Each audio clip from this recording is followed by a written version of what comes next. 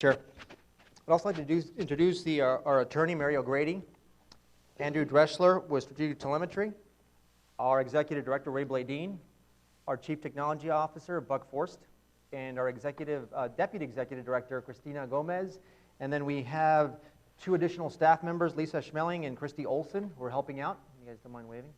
And then Marty, who is our court reporter. And I think we have an interpreter. Shane, actually we have a new staff member. Shane Shields is he or she? Is he here? Thank you, Shane. We have an interpreter? Carlos Reyes. So if you don't mind coming up here, we, as part of the Voting Rights Act, we are required to provide an interpreter for people who do not speak English, and this individual, Carlos Reyes, will translate for me. And I think the microphone's right there. Good afternoon, Commissioners, ladies and gentlemen. Buenas tardes, comisionados, damas y caballeros. De acuerdo con la Ley de los Derechos Electorales, un traductor e intérprete estará disponible en todas las reuniones de audiencia pública a fin de proporcionar la traducción e interpretación que pueda ser necesaria para los ciudadanos que necesiten servicio de traducción e interpretación. Por favor, comuníquese conmigo para que yo le pueda ayudar. ¿Habrá alguien en la sala que necesite la asistencia de un intérprete? Si lo hay, por favor, levante la mano. There doesn't seem to be anybody. Thank you so much. So what we'll do, we'll start off the presentation with Andrew Dreschler from Strategic Telemetry. But before you do that, make sure if you want to speak, fill out this yellow sheet, as Vice Chair Commissioner Freeman mentioned, and also the blue sheet if you want to do both, either speak or make comments, or just one or the other. Thank you very much. My name is Andrew Dreschler. I'm with Strategic Telemetry. And we just wanted to start, as we've been starting all the meetings, with a presentation tonight just to go over the redistricting process to make sure everybody has a good understanding, a big high-level understanding of what we're doing and why we're doing it. So the overview is we're going to talk about, I'm going to quick cover 7 things tonight. Why do we have a redistricting commission? What is redistricting? What's the difference between reapportionment and redistricting? Why do we redistrict? What guidelines do we follow when drawing new districts? What are the steps in the redistricting process? And how can public input be submitted to the commission? So first of all, why do we have a redistricting commission? Well, this is the second time that Arizona's districts will be redrawn by the Arizona Independent Redistricting Commission. In 2000, the Arizona voters approved Proposition 106. They created the Arizona Independent Redistricting Commission and established the process and criteria for drawing the new district lines. The commission is made up of 2 Democrats, 2 Republicans, and an independent chair elected by the other commissioners. The 5th member shall not be registered with any party already represented on the commission. The 2011 commissioners are, tonight we have Vice Chair Scott Freeman. Also we have Vice Chair Jose Herrera. Colleen Mathis is the chair. Commissioner Linda McNulty and Commissioner Richard Sturge. What is redistricting? Redistricting is the process of redrawing the congressional and legislative district lines. What is the difference between redistricting and reapportionment? The 2 terms are often used interchangeable. Technically, there is a difference. Reapportionment is the process of allowing congressional districts, allocating congressional districts among the states based on changes in population. This is done in December. This was done last December when the census released their new numbers for all the states, and this is simply looking at all the states and dividing up the House of Representatives seats among the states. Some states lose seats, some states gain seats, and Arizona was one of those states that gained 1 seat. And redistricting is the process of drawing the actual boundaries of the districts. Why do we have to redistrict? Well, as I just mentioned, Arizona did gain a congressional district, and so new lines would have to be drawn to add that district.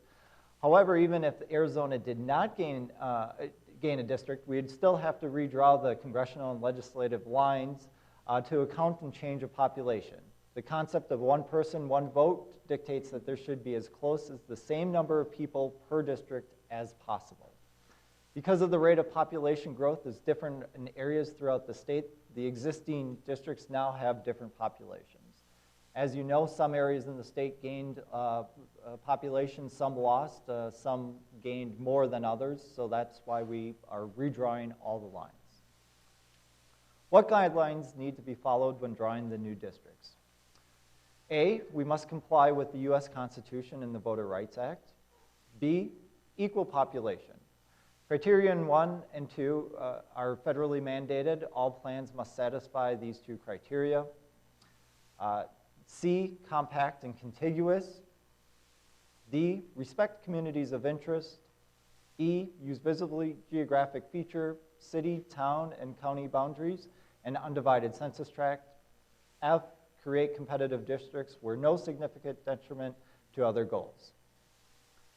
So the Arizona redistricting process is a little different than other states. In Arizona, they start with a grid map. In some states, they usually take the existing lines, and what they do is move around those existing lines based on the population growth. This is not the case in Arizona. In Arizona, the starting point is the grid map per Proposition 106. The commencement of the mapping process for both the congressional and legislative districts shall be the creation of an equal population in a grid-like pattern across the state. The initial grid-like pattern will more likely only meet criteria B and C, the equal population and compact and contiguous. The redistricting, so once we have the grid map, we start adjusting the grid map to meet the 6 criteria.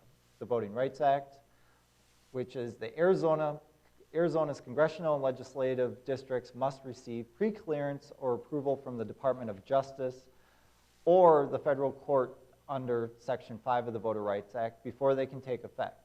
To get pre-clearance, Arizona must demonstrate that the new districts do not discriminate against minority voters in purpose or effect, which means that there can be no intentional or accidental discrimination.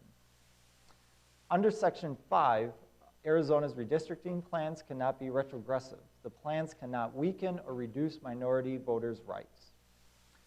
The presence of discrimination can be determined by analyzing population data and election results. So continuing, we adjust after the Voter Rights Act, we then looked at equal population. We take into consideration compact and contiguous. D, respects communities of interest. One of the goals of the Commission's public hearings is to submit public input about the communities of interest. There are forms available at public hearings or on the Commission's website that can be used to define the areas that you feel should be considered a community of interest. E, use visible geographic features, county boundaries, cities, towns, and census tracts. Usually census geography already follows visible features. And F, create competitive districts where no significant detriment to other goals. We want your input. We want, the Commissioner, as Vice Chair Freeman mentioned tonight, we can fill out a public a yellow sheet to speak tonight, which many of you have. Examples of input that we're looking for is talking about the criteria, the 6 criteria that we talked about tonight, communities of interest, and anything else about redistricting. So speaking at the hearings, submitting your input using one of the blue forms that we talked about that are available out front or on our website. And our website is www.azredistricting.org, or you can call 602-542-5221.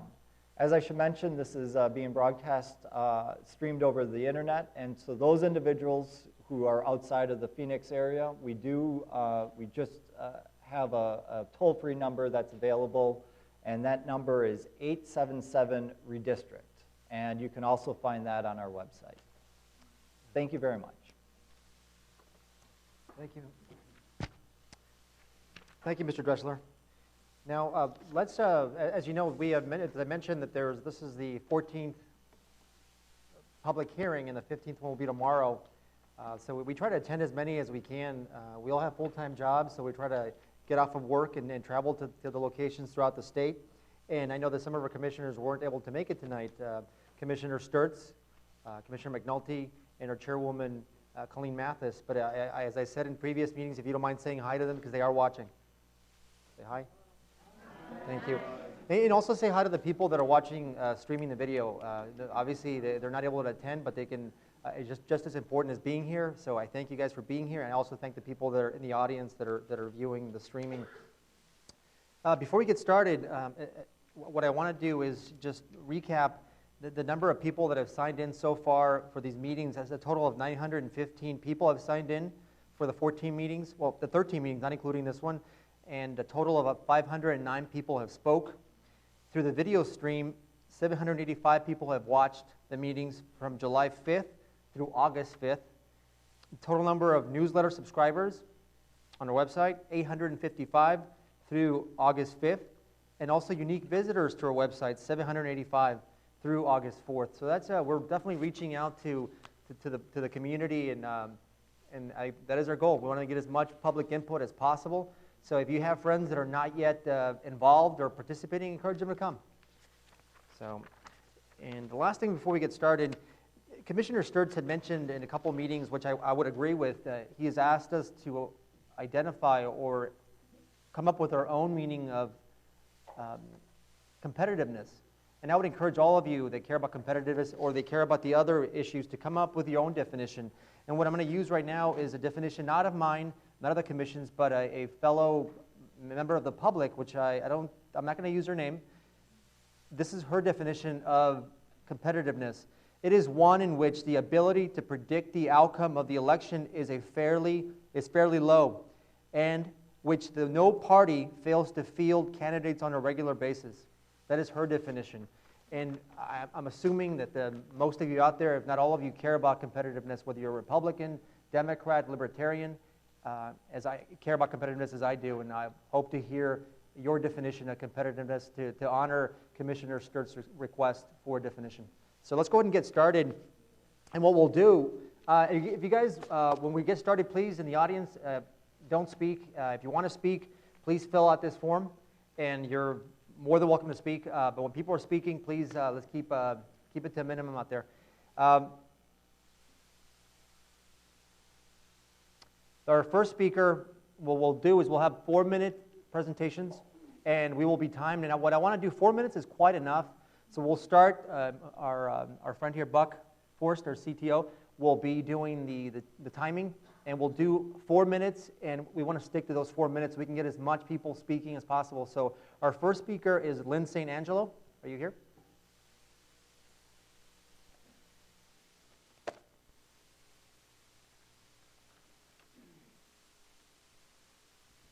Thank you. I am Lynn St. Angelo, and I am speaking about communities of interest in LD20, and I'm representing not myself, but Kevin Spence, who could not be here tonight, but has been a resident of LD20 for the last 10 years. Usually people gravitate to certain areas. Thank you. Thank you. Because they are drawn to the family atmosphere, the work life, the surrounding culture, and the lifestyles it supports. This is certainly true of LD20, which presently encompasses Ahwatukee, South Tempe, West Chandler, but oddly includes a South Phoenix precinct on the other side of South Mountain. This area is mostly established families who own their own homes and are on larger lots. We chose this area because of the vast choice of good schools like Kyrene School District, Tempe School District, along with choices of charter and parochial schools located close to neighborhoods or in easy driving because of the freeways, the 202 Santan, the I-10, and the 101. Even the charter school athletic league is comprised mostly of schools within LD20's boundaries. We travel east or northeast for shopping and urban recreation. We do not travel west or south. So it makes sense to expand this district east or northeast, as that is part of our community of interest and the flow of commerce that is already the district already uses. Thank you. Thank you. Our next speaker, what we'll do is I will call the next 4 speakers, so if you can get ready to speak. Jean Moricki, and if I pronounce your last name incorrectly, I apologize. Kim Miller, William Crum, and John Gallagher are the next speakers. And I forgot to mention, to make it as easy as possible for Marty, our court reporter, please spell your name, first and last name, and speak as clearly as possible. So Lynn St. Angelo, Marty, for the record, L-Y-N-N-E, St. Angelo, S-T period, A-N-G-E-L-O. Jean? Oh, thank you.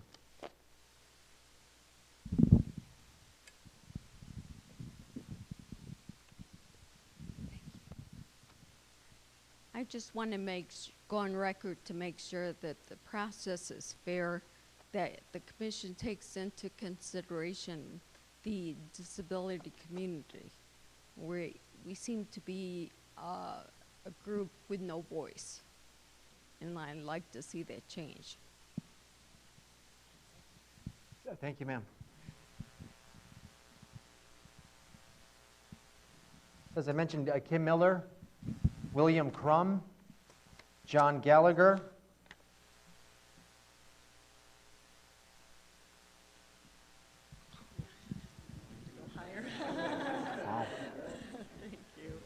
Thank you. Yeah, so again, my name is Kim Miller, K-I-M-M-I-L-L-E-R, and I live in the Biltmore area, a neighborhood near the Biltmore. And I want to first of all thank you on the commission for taking on this important task. This is very important, as you know, for the state of Arizona, and I appreciate your service to this cause. I just would like to add my perspective as a nearly lifelong resident of Arizona. And over the last 20 years, my family and I have lived in the Arcadia, Biltmore, North Central areas. And each time we've moved for reasons that for accommodating our growing family, but we've chosen to stay in that area because it truly encapsulates our community. We found that really our church, our schools, our sports clubs, our favorite shops, my husband's work, and most of our friends live within these areas. And when we vote, we feel most represented by this community. And I just think it's so important to have candidates who come out of home communities, candidates who people know or know of. And we need our legislative and congressional process to most accurately reflect the communities where people live and work and serve. And that's why I'm urging you to honor the importance of the 4th and 5th provisions of your mandate, that it would be to respect those communities of interest and the city boundaries as much as possible. We just have so much in common with these Phoenix neighborhoods, as well as the North Phoenix and the Anthem area, where we have several relatives who live in that area as well. And I just would ask that you please work to preserve our communities accurately as much as possible in this process. And I realize that competitiveness is very important as well, but we have to make sure that it isn't done in a way that is at a detriment to those communities, because people really need to be represented accurately. And thank you again for all of your work on this. Thank you.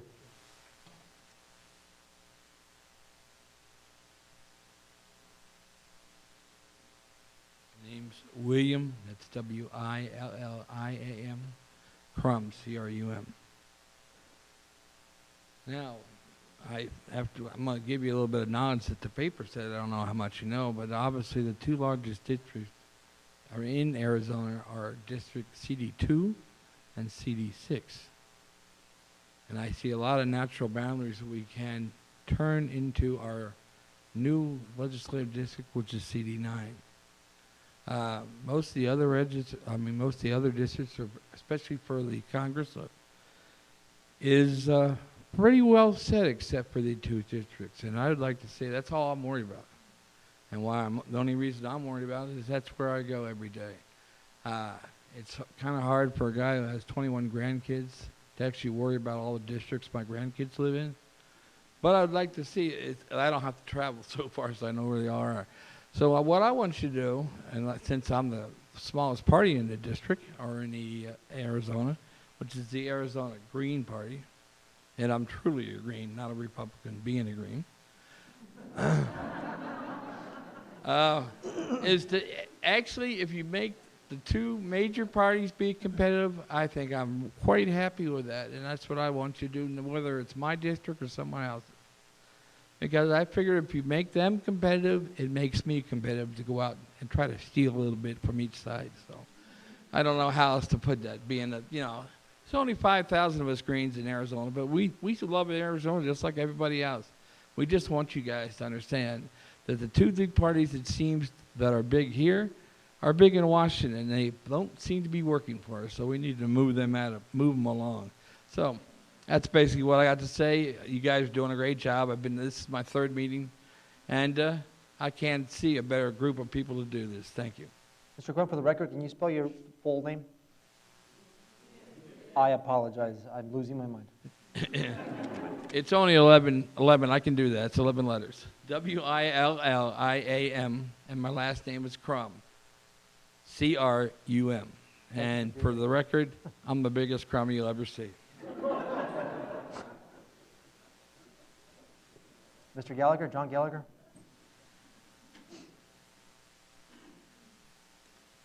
My name is John Gallagher. That's Gallagher. First name John. Members of the Arizona Redistricting Commission, first of all, I want to thank you for serving the people of Arizona.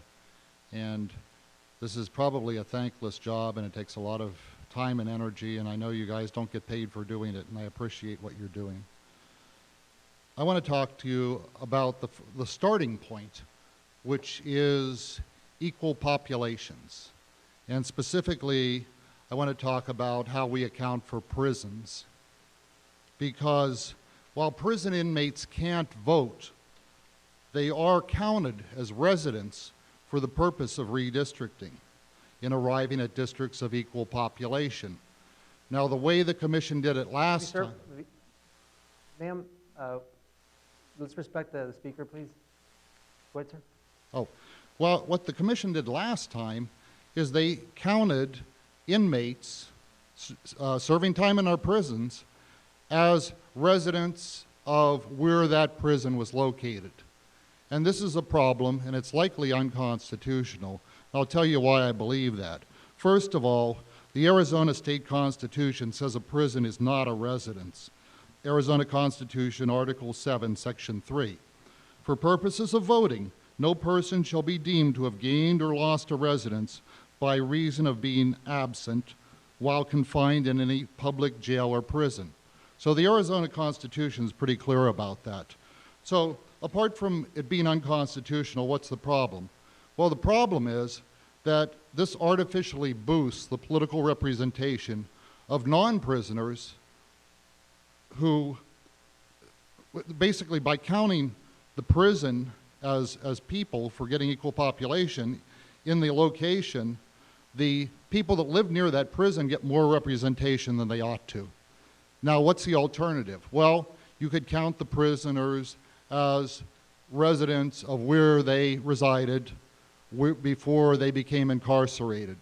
Or, and I think with the modern computers, it probably should be possible to do that. But if for some reason that's not possible, we could also count them as no residence or no address available. So those are a couple ways we can deal with it. And I'd like to urge the Arizona Redistricting Commission to direct the mapping consultant to figure out an equitable way of counting prison inmates. And don't count them in the community where they're serving time, but if possible, count them in the district where they actually reside. Because to do otherwise distorts the political process and it violates the fundamental principle of equal representation. And given that it's unconstitutional, it could be challenged in court. Now, I live in Maricopa County. Okay, let me bring home the impact of this.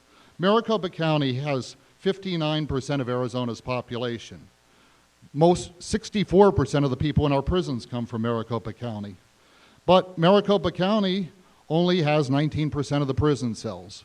So Maricopa County is losing political representation to those counties like Pinal County that have prisons located in them. I don't think this is fair.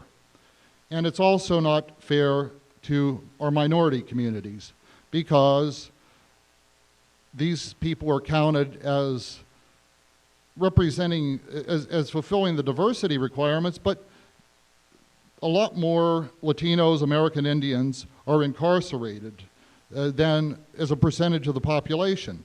So even though these people are counted as minorities in these districts, they can't vote.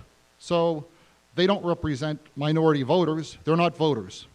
So again, I'd like to urge the commission to take into account and try to find a way to more fairly represent the people of Arizona by putting these people in the places where they resided prior to incarceration. Thank you, sir.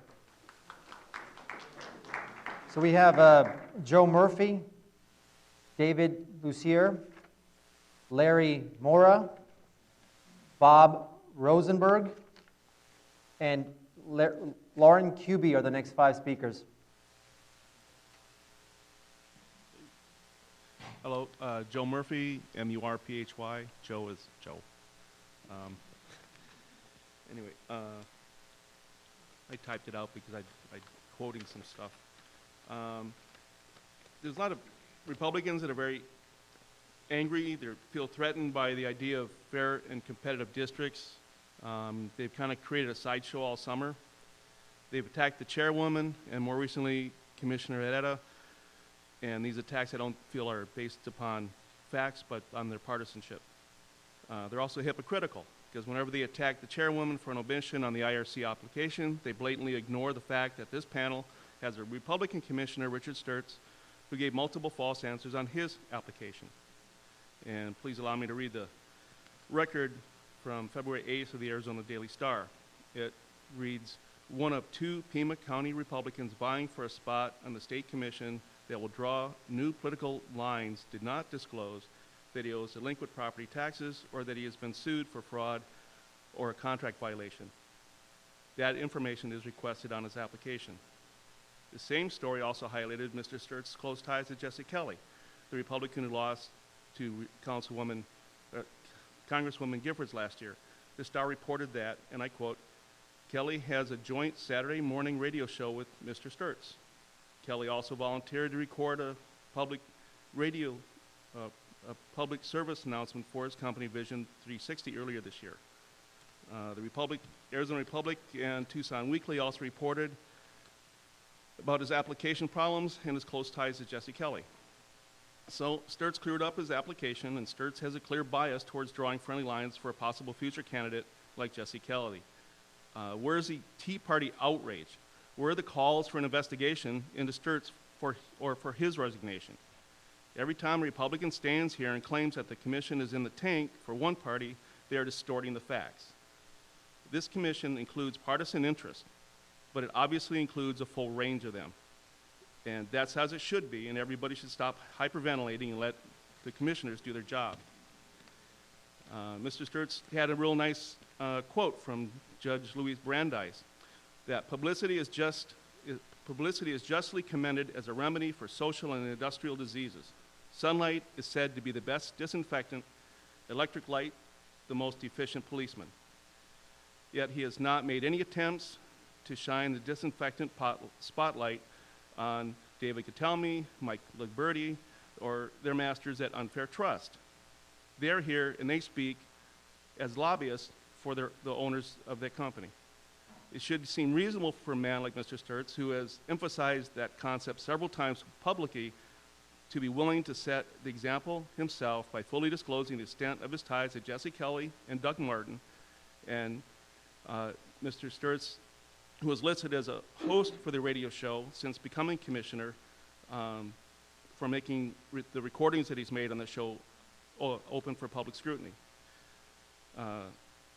If he's sincere about his claims to want sunshine, I feel that he should demand the same disclosure of Unfair Trust, and unless Mr. Sturtz only wants to use the spotlight as a weapon against his fellow commissioners and the mapping consultant. Thank you. Thank you. David Lucier, please. Hey, my name is David Lucier. It's spelled L-U-C-I-E-R. And it's pronounced Lucier if I want a good table at a decent French restaurant. Anyway, I'm a resident of Tempe, Arizona. I'm a veteran. I came to this meeting today to talk really about two things I indicated on my sheet of paper there. Number one, competitiveness, and communities of interest.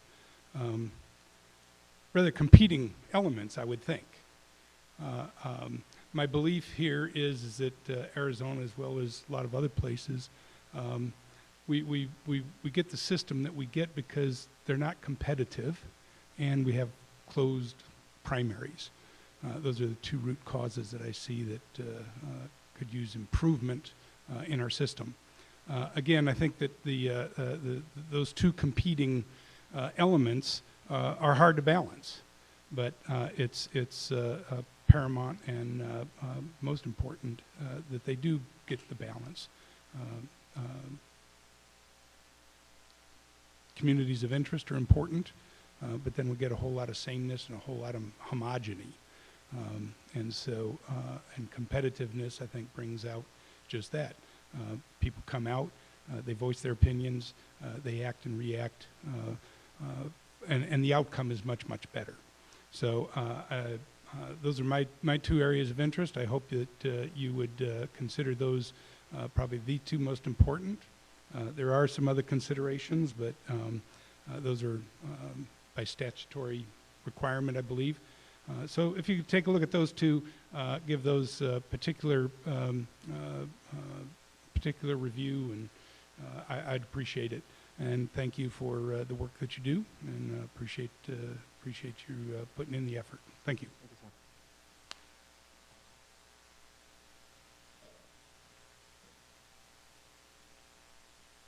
Larry Mora? Larry Mora? Bob Rosenberg?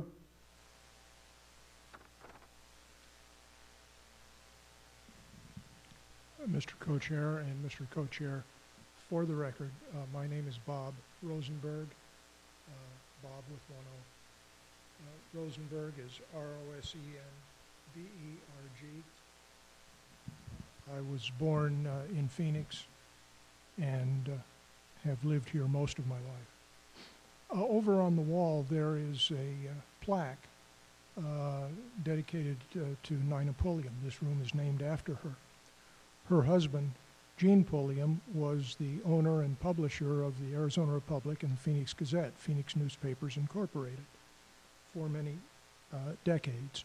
The political columnist was Bernie Wynn in those days, and the political cartoonist was Reg Manning.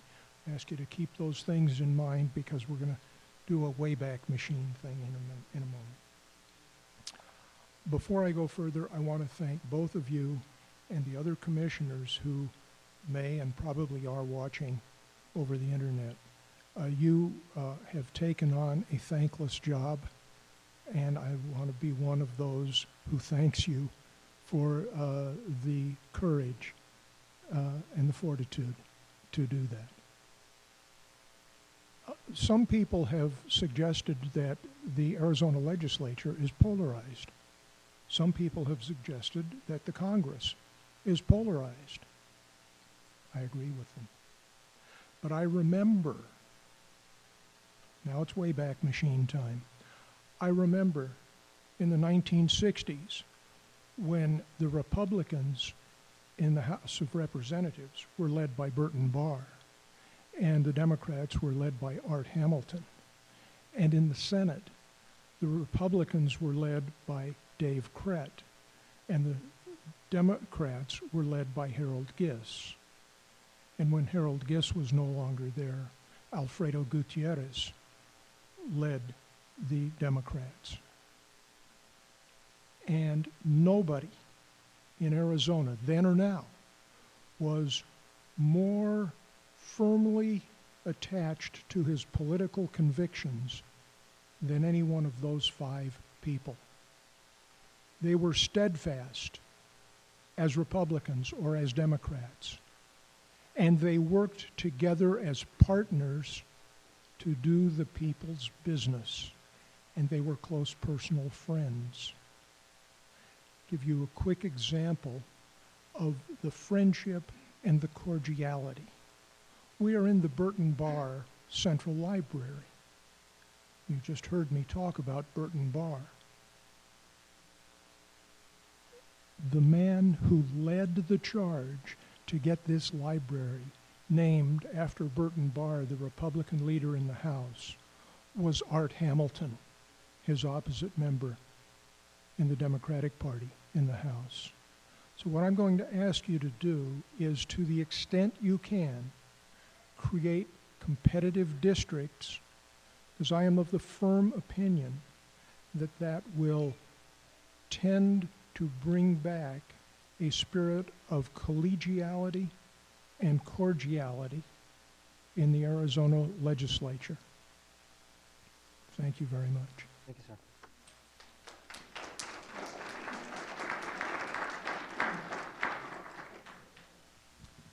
Lauren Kuby, Lauren I'm a 23-year resident of Tempe, Arizona, and I serve on the boards of the Tempe Community Council and Valley Forward. I also work at ASU, and I'm also a vice chair of the D17 Democrats. I reveal all that about myself to show you that I'm embedded in my community, but also to say that I think there should be some transparency here, and I feel sometimes when we have speakers come up, they don't necessarily reveal what their interests are. What I'm referring to is the Fair Trust Arizona. They're a super PAC, and the Capital Times reports that they are indeed funded by the congressional Republicans, including John Kyle, and they have a very strong interest in trying to convince the commission that competitiveness should be downgraded as a lesser variable in the redistricting process, that somehow minority rights and competitiveness cannot coincide. And so I'm here to ask Fair Trust to come forward and reveal who is funding them, who is behind them. And I also believe that the Arizona Republic should investigate Fair Trust so we can know who's trying to meddle with our independent process. The voters voted for an independent redistricting process.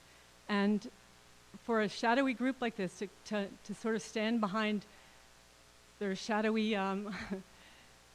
funding sources, I think is inappropriate. I don't know if you notice here, we have angry right-wing housewife who takes our pictures. Anybody that speaks out about competitiveness, they get their picture snapped. Excuse me, I'm speaking. And she films us. I'm happy to be filmed, and I love the live streaming. I've been watching a lot of the public input from my house. But I sort of have a problem with this woman. She's got a freedom of speech right to do that, maybe not to publish those pictures, but what I think she's trying to do is intimidate people. And I know I've been sitting next to a Green Beret, Ma'am? and I'm trying to be civil. I've been sitting next to a Green Beret, and he's not intimidated, but I do wonder about people in the audience who didn't pick up a sheet of paper to sign in for public comment, and maybe they feel intimidated because they see people's pictures are being snapped, and I just want to bring that forth in the public way. So I thank you for taking the time, and you guys are amazing public servants. My husband was on the short list to be considered for the commission. He was a Democrat. He was on the short list. He was a professor at ASU. He withdrew because he found out that the requirement that you guys serve for 10 years, and you serve an incredible amount of time and energy for the people of Arizona, and you're to be commended, Democrat, Republican, Independent, for your public service. And I want to just salute you tonight. And I'm sorry that if the tenor of the Times means that you're publicly attacked, privately attacked, I want to salute you for your service. Thank you very much. Yeah.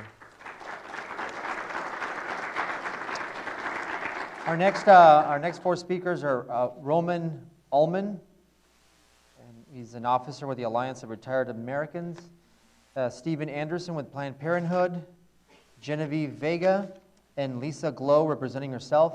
And ma'am, if you'd like to speak, I'd encourage you to fill out a form. So. Good evening, commissioners. I want to thank you very much for allowing me to speak. My name is Roman Ullman. That's R-O-M-A-N, U-L-M-A-N, and I do live in East Mesa. Arizona is my state by choice, not by birth. I escaped from the frozen north and came here. First of all, let me say this. I admire you guys for the job that you're doing. I admire you because, number one, you can't win. A good friend of mine who served in the legislature, who's a member of an opposite party, once told me, your enemies will forget about what you did, but your friends will never forgive you. You're going to lose. But the point is, you're not here to win a popularity contest. You are here to serve the citizens. I have served on commissions before, and I will tell you right now, it takes a lot of time. You are citizen volunteers, and that's the highest calling. My wife always asks me, how come you can't find a job that pays something, you know? And as far as I'm concerned, when you're serving the public, that is payment enough. We own a small business, and I represent a retirees group. And I feel very, very strongly about two things. One is making districts competitive. And the reason why is because when you do that, the citizens win. If they have to ask you for your vote, if they have to earn your vote, and if they have to be accessible, if they have to come out to you, that's what government should be all about.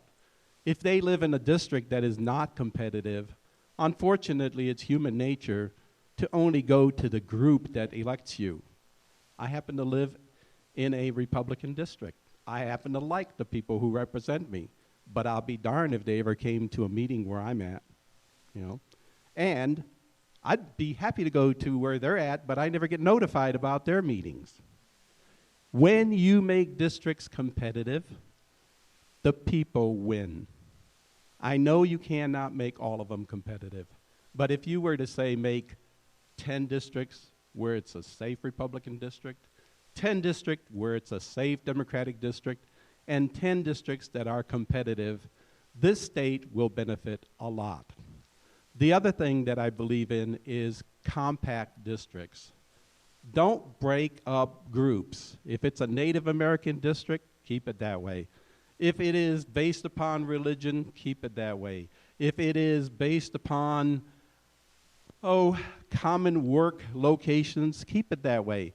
The simple fact is, one of the previous speakers talked about that we tend to find our homes with the kind of people that we like. That, and if you can afford it. You know, so the thing about it is, if your representative has got to drive 200 miles to come out to your part of the state, you're not going to see them very often. If your district is compact and it is common interest, you're going to get to see them a lot. And I think the best government for our country is one where our representatives are accessible, where you can speak to them, where you can drive to where their offices are, and they hear you because they know they have to get your vote because it's a competitive district, and they'll listen to us. And once again, thank you very much, and I'm very pleased that nobody here was talking about somebody's wife being controlled by their husbands. I have never been able to control my wife on anything, and that makes it interesting. Thank you. Thank you.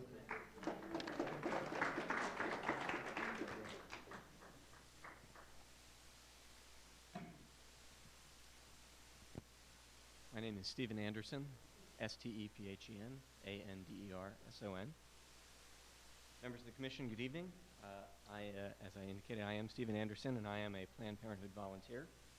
I want to thank you for your time and all of the energy that you have invested in touring the state and for your voluntary service on this commission. By now, I know that you have heard from Planned Parenthood volunteers across the state at your hearing in Yuma, at your hearings in Flagstaff and in southern Arizona, and just a few days ago at your hearing in Glendale. We are all speaking to you on behalf of Planned Parenthood Advocates of Arizona. I am the chairman of the board of that organization at this time, and I am also a lifelong Republican. We are all speaking to you because Planned Parenthood provides health care to more than 50,000 Arizonans across the state, mostly women, at 14 health centers. Over 80% of the care that we provide is preventative in nature, including life-saving cancer screening, STD testing and treatment, and birth control. As a provider of charitable care, we are also often the only healthcare provider available for many of our patients. We hope our presence at your hearings across the state has conveyed to you the breadth of our organization and its presence in this state, a presence that dates back 75 years. I think you know as well why we are here and why we are interested in this process. As a healthcare provider which regularly participates in the legislative process, often not by our own choice, we have witnessed firsthand the deterioration of civic dialogue in the halls of our state legislature. There is almost no bipartisanship on either side of the aisle anymore that we can see. To us, at least part of this problem stems from Arizona's lack of competitive legislative districts. Once again, on both sides of the aisle, as a result of this lack of competition, legislative races are too often decided in the primaries. When legislative races are decided in the primaries, it undermines the general elections and lowers voter turnout. We know voter turnout is not one of the items that's on your list of constitutional criteria for establishing districts. But to us, it would seem to be a fundamental goal for this commission to make sure that the maximum number of voters are motivated to participate in Arizona's electoral process. We know also about your legal obligation to create majority districts, but in our view, this legal obligation has too often served as an excessive justification for districts that lean too heavily Democratic, which in turn results in other districts that lean too heavily Republican. This is not in the interests of Arizona. Arizona needs fewer safe seats and more competitive seats. We recognize that there is no single panacea for what we perceive to be the degraded state of Arizona's legislative process. Nevertheless, we believe that anything that increases voter turnout will produce a better legislature. Competitive districts will re-enfranchise more Arizonans than any other single thing that you as a commission can do. Thank you again for your time and effort, and thank you for listening. Thank you.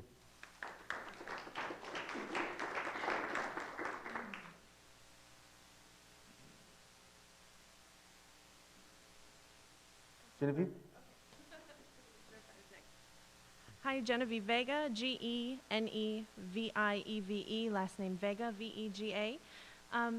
First, I want to start by thanking the commissioners for being here. I appreciate any voter-approved initiative, so I thank you for your service. I would like to say I've lived in Arizona for about a little over 13 years, which not quite half my life, so I'm admitting how young I am right here. I've lived in several places in this state because I came here to go to college and then subsequently met my husband, raised my family here. I currently reside in Tempe. I've lived there for 2 years. I want to talk today about competitiveness and the communities that I identify with. So I'm a minority. I have a Hispanic surname, although that is not my nationality. I'm a woman, I'm a young person, I work for one of the largest private employers in the state, and I think it's very important that we have competitive districts because I have all these criteria that define me, as some people might say. However, that is not everything that I am. I live where I live because of convenience, perhaps. I have friends all over the state and all over the county. Competitive districts are extremely important, so when we're talking about minorities and things like that, keep in mind we have a very diverse population in Arizona. So this is very important to keep our districts competitive. And just like the last speaker said, if we lean one way in one district, will we lean another way in another district? So please keep that in mind. Also, just like I said, with the communities of interest, we're very diverse. Just because I say that I'm a minority, I'm actually mixed. So maybe that's a bigger minority than some population. So what group are you going to put me in? I might identify one way with some groups and another way with other groups. Where I live geographically, am I going to vote the same way? I live in Congressional District 5 right now. My representative lives in Fountain Hills. Do I associate with people in Fountain Hills on a regular basis? No. That's pretty far away from where I live now. But we do have an extremely great opportunity here based on the way the last redistricting went to be fair, and I just ask you to consider that. Thank you. Thank you. And next will be Lisa Glow, Kelly Townsend, Barbara Shelley, Jim Hogan, and followed by Phyllis Rowe. Good evening. Thank you. My name is Lisa Glow, G-L-O-W, and I'm here to talk to you about communities of interest as you're drawing congressional lines.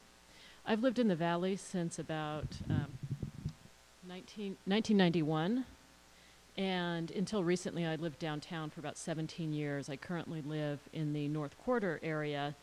Prior to being downtown, I lived in Tempe, so I've seen a lot of change and a lot of growth. But those areas share a lot of similar interests, and I think it's important as you're looking at drawing lines to look at what are those amenities, what are those things in those areas, so someone like myself who's been a Democrat most of my adult life can live in any area where there's common interests. I think that should be taken into account.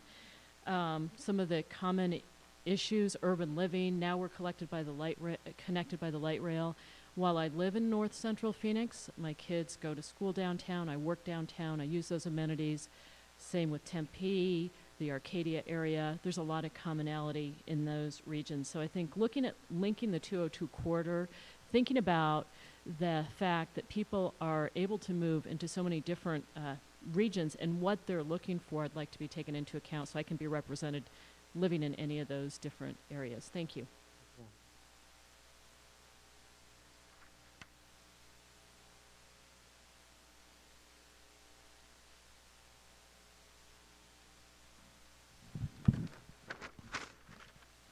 My name's Kelly Townsend. It's Kelly Townsend.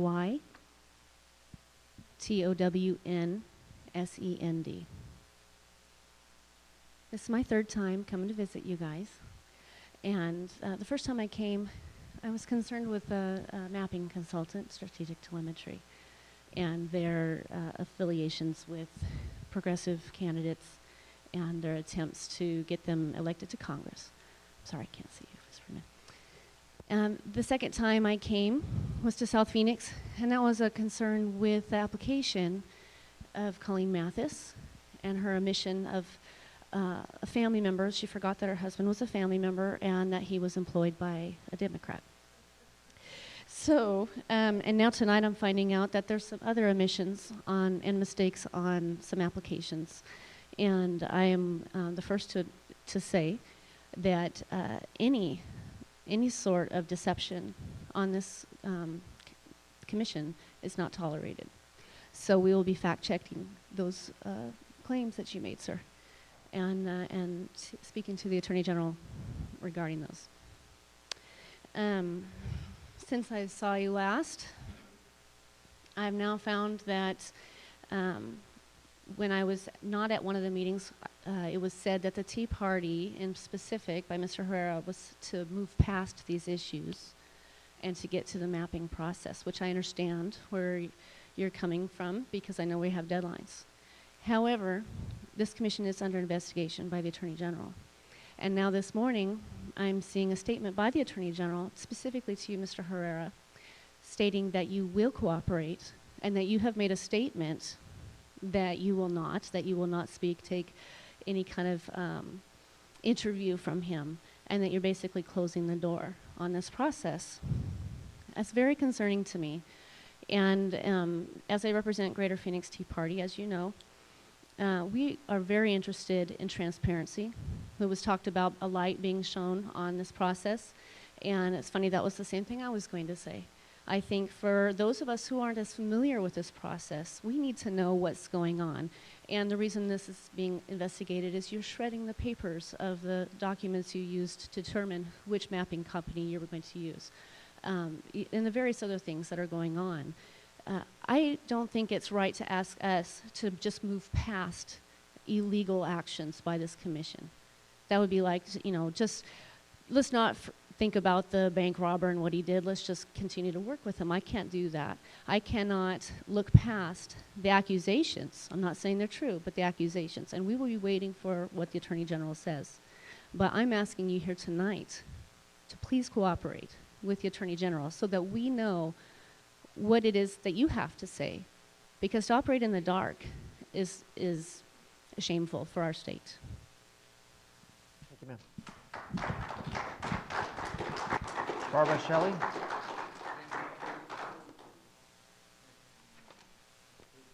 Good evening.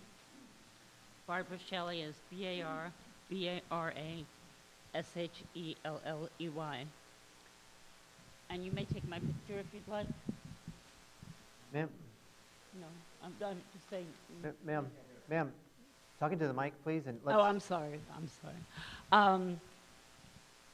I'm a single woman who lives in Arizona. I relocated here to take care of my 91-year-old father, and that's a chore that I never expected to have. It's a full-time job, and it gives me a lot of time to read newspapers and watch the Arizona Channel. I don't feel that, I feel that competitive districts are the most important thing that we can have here. I come from Los Angeles, where I lived in a community that was very cohesive, but we were surrounded by all kinds of communities, and they all had voices, and everybody worked together. I lived in West Hollywood, which had a specific agenda, and there was downtown LA and so forth and so on. Here I feel that there isn't just a majority ruling, but there's a very well organized specific majority ruling that makes people like me and other people feel like there isn't even a reason to bother to get out and vote, like we don't have a shot. I recently had an experience that was very good with David Schweikart during the deficit debates. I phoned his office and Senator McCain's office and Congressman Boehner's office. President Obama asked us to. And in Schweikart's office, a man answered the phone at 8 o'clock at night and spent 15 minutes on the phone with me talking about my opinions and how I felt and Mr. Schweikart's opinions, and I really felt engaged. I don't agree with him at all. I don't agree with him about anything, but maybe something. But that was wonderful, and so I respect this man, and I hold him in very high esteem. But the point is, he doesn't represent me. He doesn't represent me in any way. I think there are a lot of single people living in my area, having come for one reason or another. I live near Scottsdale and Shea intersection. It's becoming more of a little city than it is beautiful Arizona. It's just the way it is. I gravitated to that area because it's an easy place to take care of my dad. It's near the hospital and it's near just about everything. And I think that area has become its own little town. And the way things are, we're not represented, and we're not represented. Because of the lack of competitiveness, I think that we're a group of people who are just, oh well, they're the carpetbaggers, the single people who just moved here for one reason or another. I think that fair, competitive districts are really important, and this is such a beautiful state. Anything we can do to preserve its beauty and its integrity is important to me. Thank you. Thank you. You know, after Mr. Hogan, if you don't mind, we have Mary Rose Wilcox, Maricopa County Supervisor. If she can speak, be allowed to speak after Mr. Hogan.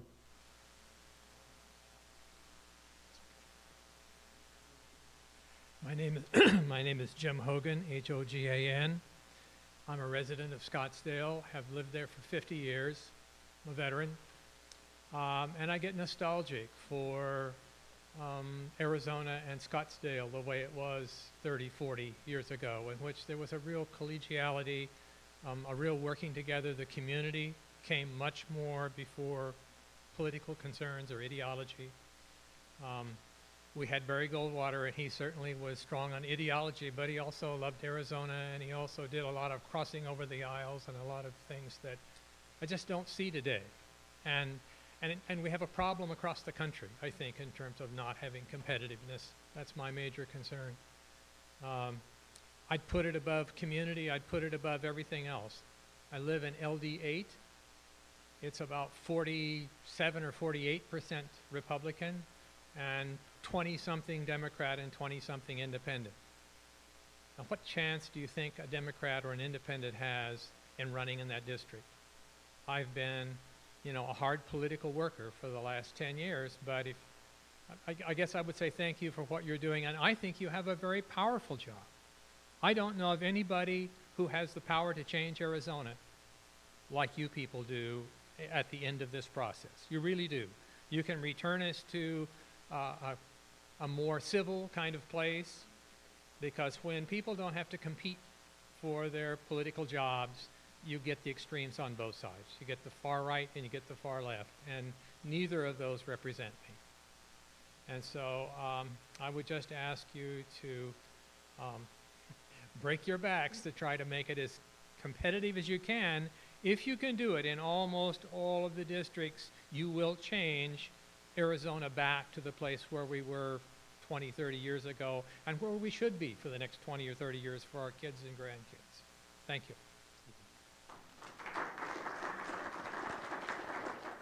So after Ms. Supervisor Walters, will be Phil Crow, Randy Keating, Sean Bowie, and Sandra Fisher. Thank you, Mr. Chairman, members of the Commission. I am here today.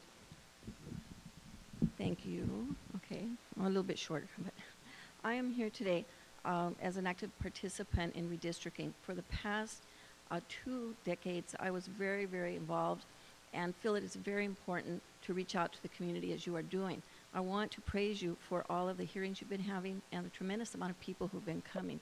I think that shows that Arizona is ready to accept a map that is of most important and paramount, complies with the Voter Rights Act. You know, we want to do the right thing. We want to make sure that the Voter Rights Act is followed. We want to make sure that we have equal populations, contiguous boundaries, and most importantly, communities of interest. I have represented many of the areas that I'm going to talk about right now, and I have seen the communities of interest when you are doing your congressional maps. And it was very hard for me not to draw a map and bring it to you. But I decided not to do that. Instead, just talk about the issues.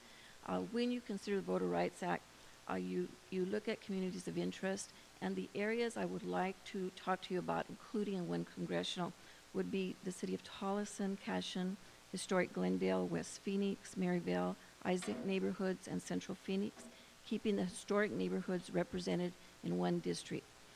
To the east, 48th Street, Hohokam Freeway should continue to be used as a boundary, including the town of Guadalupe as an easternmost boundary. South Mountain Park should continue to be the boundary to the south, and Levine should also be included with 83rd Avenue as a southwestern border. In that way, Guadalupe, South Phoenix, and Levine would be in one congressional. The reason I wanted to talk to you about this is because those communities, and I've represented them both as a City of Phoenix councilwoman and a Board of Supervisor rep, are contiguous to each other. They very much have commonality. Many people from the South Phoenix area moved into the Levine area. Many parents are living in South Levine and Guadalupe, and their children have migrated. There is a real good continuity there and a community of interest. In the West Valley, Maryvale has always been the home to a large population that, again, whose children have migrated into the Central Phoenix area and into the Levine area. In talking about boundaries, and if you could keep these together, that would give you a real good start on complying with the voter rights, which again, as I've said, is paramount in making sure that your map does comply with them. I have been called many times by the Department of Justice to talk about districts, whether they be JP districts, whether they be local districts, city council districts. And what I find what Justice Department is looking for is, does it comply with Voter Rights Act? Are there communities of interest? Are there equal populations?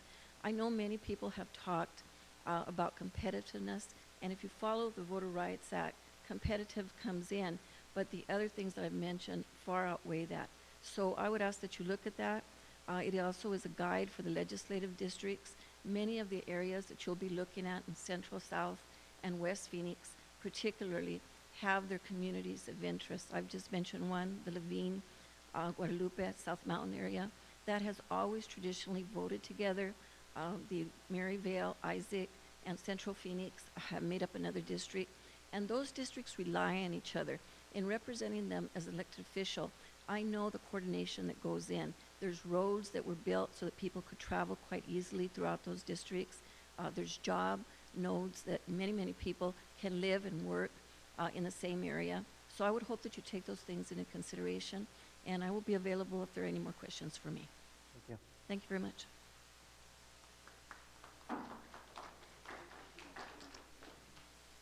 Phyllis Rowe. I'm Phyllis Rowe, Phyllis. The last name is Rowe, R-O-W-E. I've lived in the same house in Phoenix since 1955. The same house in many different legislative districts. I ran against Burton Barr for the legislature. And at that time, the district was shaped like actually an elephant. It had 4 legs and a trunk. And it was an example of gerrymandering that they put into the newspaper at that time. I've testified about the redistricting several times, and I testified on the case about the shaping of the district. And I also worked to try to get the Redistricting Commission, and I really applaud you for doing this. I've been a lifetime volunteer, and I know it's not easy. But I believe that the district should be more contiguous and have a commonality of interest, as the previous speaker said. And I also feel that Excuse me, ma'am. Ms. Rowe, you don't mind, let me, there seems to be a lot of conversations in the audience. Let's respect Ms. Rowe. Okay, I have just one other thing. No, please continue. I'm sorry, ma'am, I was talking about you. Oh, okay. Okay, I'm sorry, I have hearing aids that don't always work, and I had difficulty hearing Mary Rose, and I really wanted to hear her. But anyway, I am a member of District 11 currently. District 11 goes from the I-17 all the way into Scottsdale. Now that is not contiguous. It's not. They have no community of interest, and we've had to build one over the years. But you need to have a contiguous district, something that's compact, so that the candidate or the person can traverse back and forth around it. And also, they used to split the districts from north to south. This was an effort to do them east and west in Phoenix. And it needs to be a small enough district that the candidate can traverse it. And you can get to meet other people, and you can work with the people that are there. So I believe that you need a commonality of interest. You need it to be somewhat more compact. And it's very hard to balance things, I know, and that's what you're working with. But I appreciate whatever you can do to correct some of the problems that we've had over the years. Thank you very much for serving.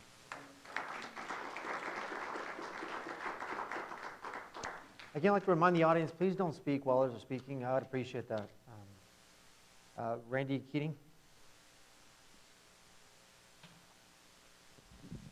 My name is Randy Keating, R-A-N-D-Y, K-E-A-T-I-N-G. And I'm here representing myself and the District 17 Democrats. And firstly, I would like to thank the Commission for your public service. You guys took a thankless job for no pay, and now what have you gotten for that? Personal attacks by half-cocked conspiracy theorists and a systematic campaign of intimidation by those who should know better, our elected officials. So I know it's not easy to stand up to that bullying, but I thank you for your resolve. Secondly, I would like you to consider Tempe a community of interest. From the Mill Avenue District to the University to Maple Ash to the lakes, we Tempeans have always considered ourselves part of a clearly defined greater whole. Despite what some, I'll say, failed candidates will tell you, one only has to look at the voter registration numbers in Tempe to see that we're about as evenly divided as any district in the state. All I ask is that you give us a competitive district moving on, because we know that competitive districts only strengthen our democracy. Thank you.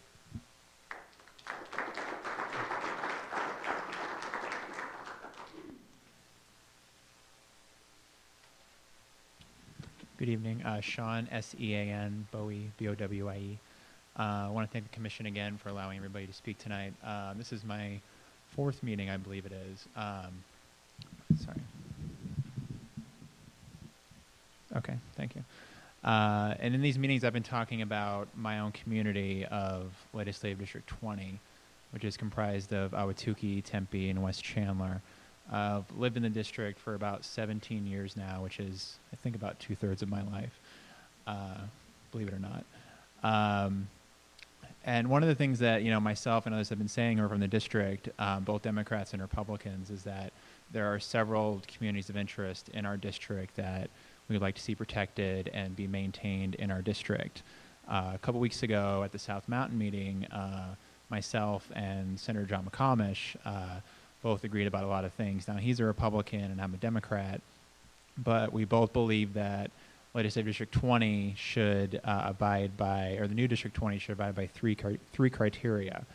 One of those is that it contains Ahwatukee, which is about 80,000 people, into its own district. The second would be that it contains the Kyrene School District, which is in Ahwatukee, South Tempe, and West Chandler.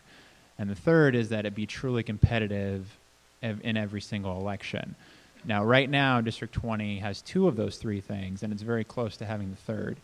It contains all of Ahwatukee, and it contains all of the Kyrene School District. Now, it's almost at the point where it's truly competitive. It just needs a little push. In the 2008 presidential election, it was the closest out of all the districts in Maricopa County, legislative districts, to being a 50-50 split between the two presidential candidates. It was 52 to 48, 52% Senator McCain, 48% President Obama. So it's almost there to being a true 50-50 true split legislative district. Now, you guys were asking earlier what our definitions of competitive districts were. I think that's a pretty good one. The fact that every single 4 years, really, it's a district that either a Democrat or a Republican can win. Now, it just needs a little push. Now, who better to give that push than the Redistricting Commission? So it's very simple. I've drawn a map. I'm going to submit this for the record tonight. The legislative districts in the East Valley. Now, District 20, like I said, it needs to add about 37,000 people. So it just needs to add about 7 or 8 precincts, and it's at the population threshold. Now, if you're interested in making it a 50-50 competitive district, it's very simple to do that. All you have to do is move the northern boundary north by 2 roads. Right now, the northern boundary is Elliott Road. It can go to Baseline Road. It's about 7 or 8 precincts. You get to 213,000 people, which is the baseline. And when you do that, I did the math. It's literally a 50-50 district, or it would have been during the 2008 election. So the board cares about competitive districts, and naturally they're going to want to look for areas where it can be very easily drawn to make a competitive district. There is no easier district to do that in Maricopa County than District 20. So I'm going to submit this for the record, and I just want to thank you again for all your work, and I hope that as you're drawing the maps that you take competitive districts into account and you look at our district, which both Democrats and Republicans agree that we would like to see it be a true 50-50 split every single 4 years and every single 2 years for the legislative races. Thank you.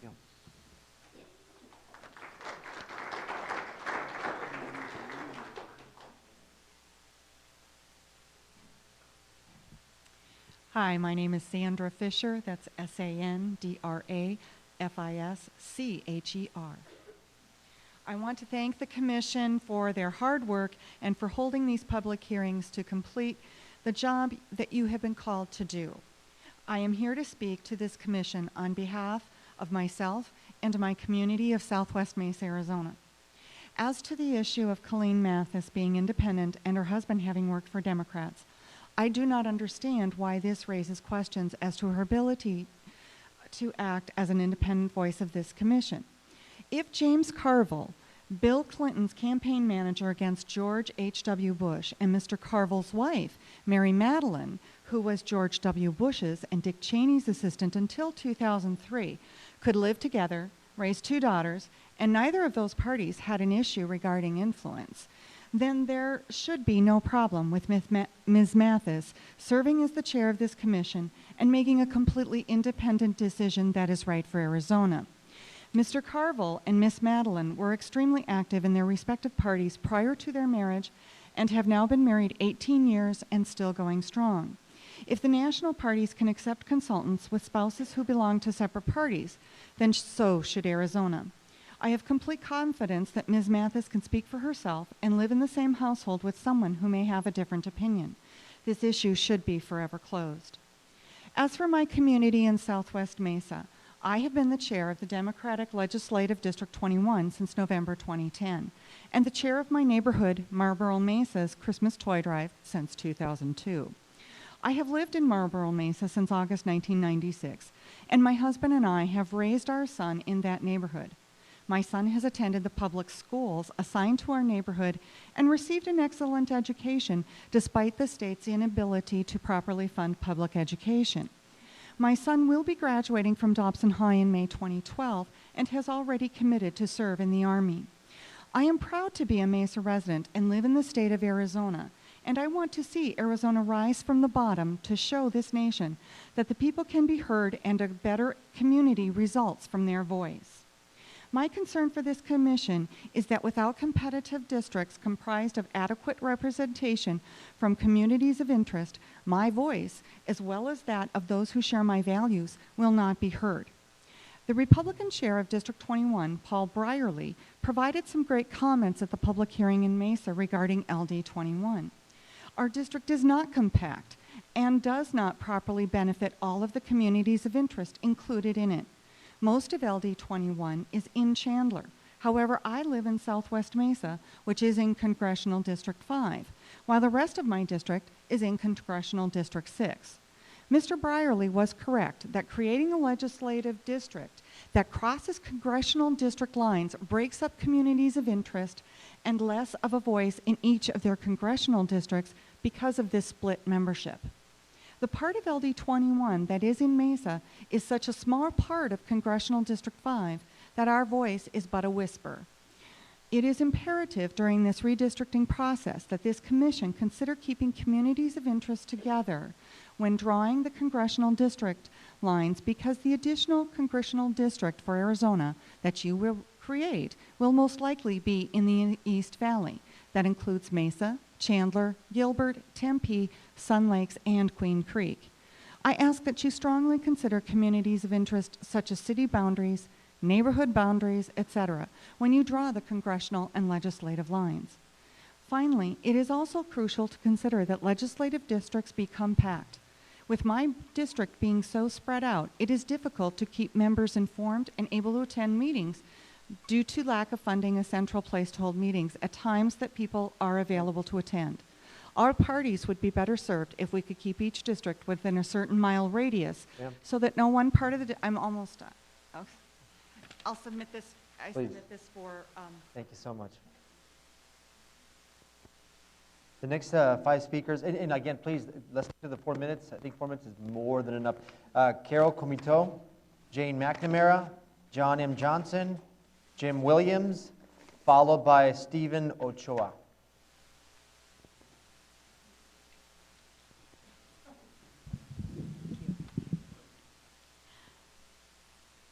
Good evening. Carol Comito, C-A-R-O-L. Comito is C-O-M-I-T-O. Thank you. First, I would really like to thank you for your service. I know this is a difficult job, and we all appreciate it. I'm the chair of the Legislative District 8 Democrats, which is Scottsdale, Fountain Hills, and Rio Verde. Tonight, you've heard a continuation of the talking points being distributed widely by the Tea Party and Republicans. I would like to read their 4 main talking points into the public record, but I would also like to provide what their talking points do not say, some facts. Along with each talking point, I will give facts that expose that talking point as a partisan distortion. Talking point number 1. Chairman Colleen Mathis, registered independent, who failed to disclose her husband's political employment on a Democratic campaign on her application, was appointed to the commission based on the content she filled out. She signed under penalty that all info on the application was true and correct to the best of her knowledge. Had she included that tidbit, she wouldn't have been chosen. Now for the facts. The Tea Party is purposely misstating what Mathis failed to disclose. She forgot to include her husband's profession on the application. He is an attorney. It was not required for her to disclose her husband's political affiliations. But in case you're curious, here are the facts about her husband's political affiliations. He has been a financial contributor to both Democratic and Republican candidates for office.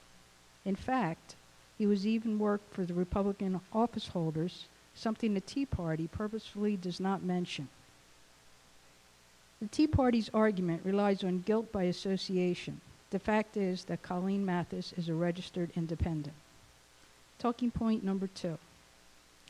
Strategic Telemetry, a data mining organization that was concerned itself with electing extreme progressive candidates to Congress, as well as working to recall Republican legislators and Wisconsin governor over battle, has been appointed by commission to draw our district boundaries, potentially flipping Arizona from a red state to a blue state. And now for the facts. Strategic Telemetry is not a data mining company. They provide statistical analysis and mapping services. Their data sources are all public data. These sources are data from the Arizona Secretary of State's office and the 2010 census. The commission makes the ultimate decision on what map is approved and not the mapping vendor. In fact, public comments, including those submitted at this meeting, are taken into account along with the constitutional criteria. Strategic Telemetry cannot make up its own rules. Any assertion that they could is ludicrous. While some commissioners may have had a different first choice for the mapping vendor, all commissioners gave Strategic Telemetry high scores based on their competency to complete the task. Talking point number 3. Commissioner Herrera made a statement to the Capital Times that he actually wanted a different mapping consultant, but felt he had to give Strategic Telemetry a perfect score to offset Republicans' low score due to their far-left activism. Now for the facts. All commissioners gave Strategic Telemetry high scores based on their competency to complete the task of aiding the commission in drawing new districts. Talking point number 4. Paper shredding.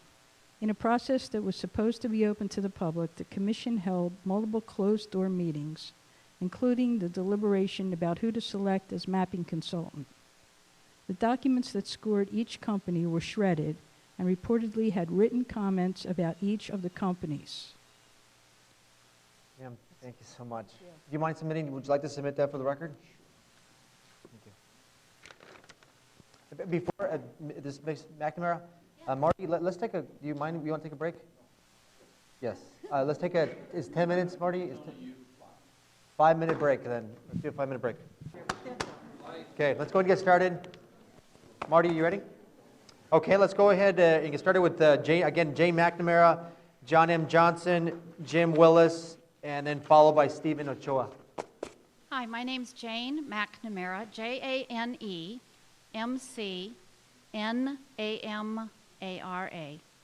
I too would like to thank you so much for your service.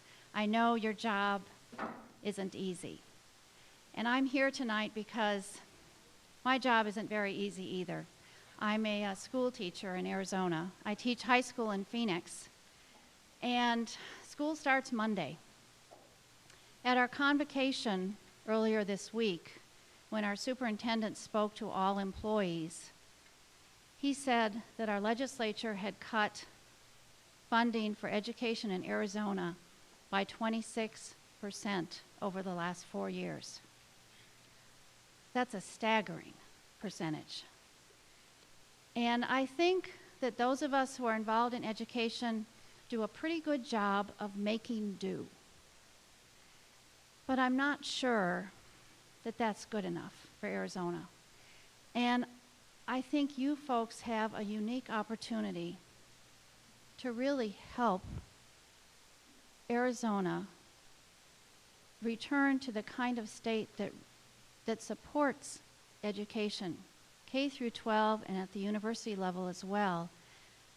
And I truly believe, and I'm guessing that a large majority of people here tonight, and I know a majority of people across the state, agree with supporting education in Arizona, but our legislature does not represent us. You know, recently, we all voted for, or an overwhelming majority of us voted for, a penny sales tax at the state level to support education. And you know, I worked on that campaign, but I resented the fact that I had to work on that campaign. I didn't think it was my job to fund education. I thought it was the legislature's job. And as I look at what's happened to our schools, and I look at what's happened to the other kinds of services that our kids have in this state,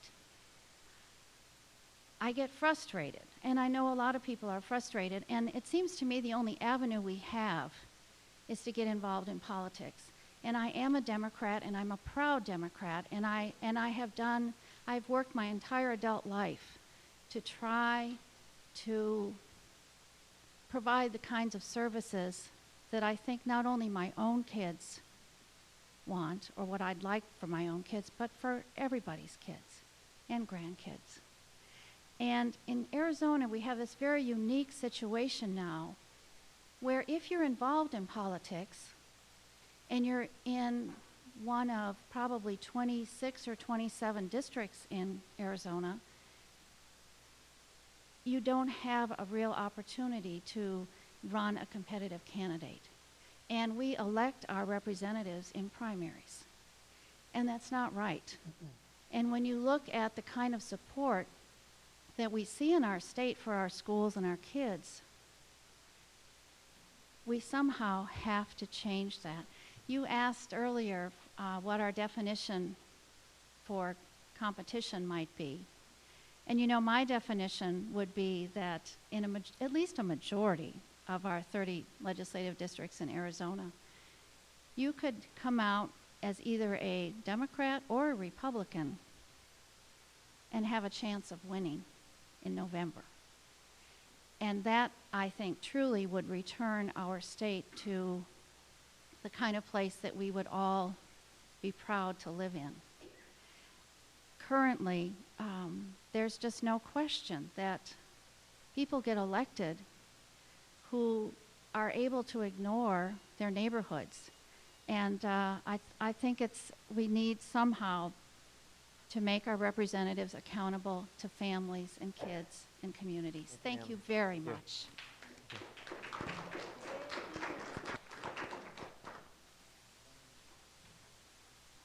Good evening, Commissioners. My name is John Johnson, John-Johnson. I've lived in Tempe for almost 40 years now. And I'd like to begin by thanking the Commissioners for your work. This is kind of a thankless task, and your service is much appreciated. Having been in Arizona about 40 years, I've observed a lot of uncompetitive races in the political sphere. And so the first issue I want to address is to try to emphasize the importance of making the new district as competitive as possible. Over the years, I've seen a lot of races that were either decided in the primary or didn't have candidates, like your initial definition mentioned, and so I can resonate with that. So I would like to encourage you to try to make the voter registration at least as equal as possible. I mean, I recognize it can't be totally equal, but I want to emphasize that point about making the districts as competitive as possible. The second issue I want to address is the community of interest. I've lived in Tempe and worked at ASU, and my work has brought me in the downtown area a lot, and my wife also works in the downtown area. So we go back and forth quite a bit between the downtown Phoenix area and Tempe.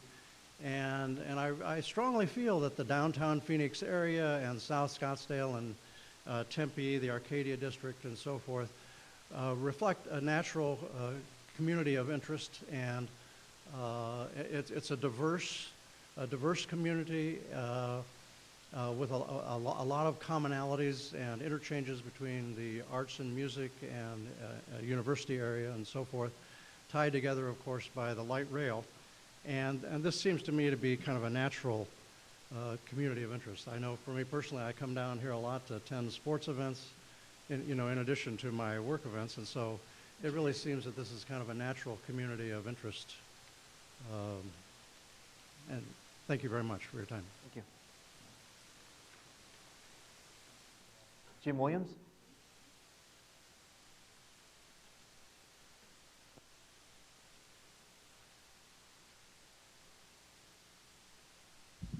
And my name is Jim Williams, Jimwilliams.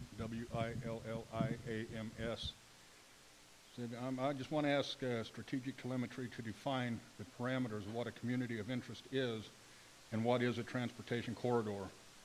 What exact criteria they will use within these parameters while drawing the maps. After all, Strategic Telemetry will be the ones drawing the maps that the Commission will then approve. And if they will not define the parameters they're going to use to draw the map, I would like the Commission to do so and put it on record now. What is a community of interest? What is a transportation corridor? Who is a protected class of people? So on. We asked this at the August 3rd meeting, and we're told basically that it was dismissed as irrelevant and was never answered. So I would like to bring that up for the public record and find out exactly what those terms mean so that we can make intelligent choices when we speak. And then I'd also like to say, I'm not a politician. I'm not a real elegant speaker. What I am is a concerned citizen of this state. I got involved with our politics a number of years back.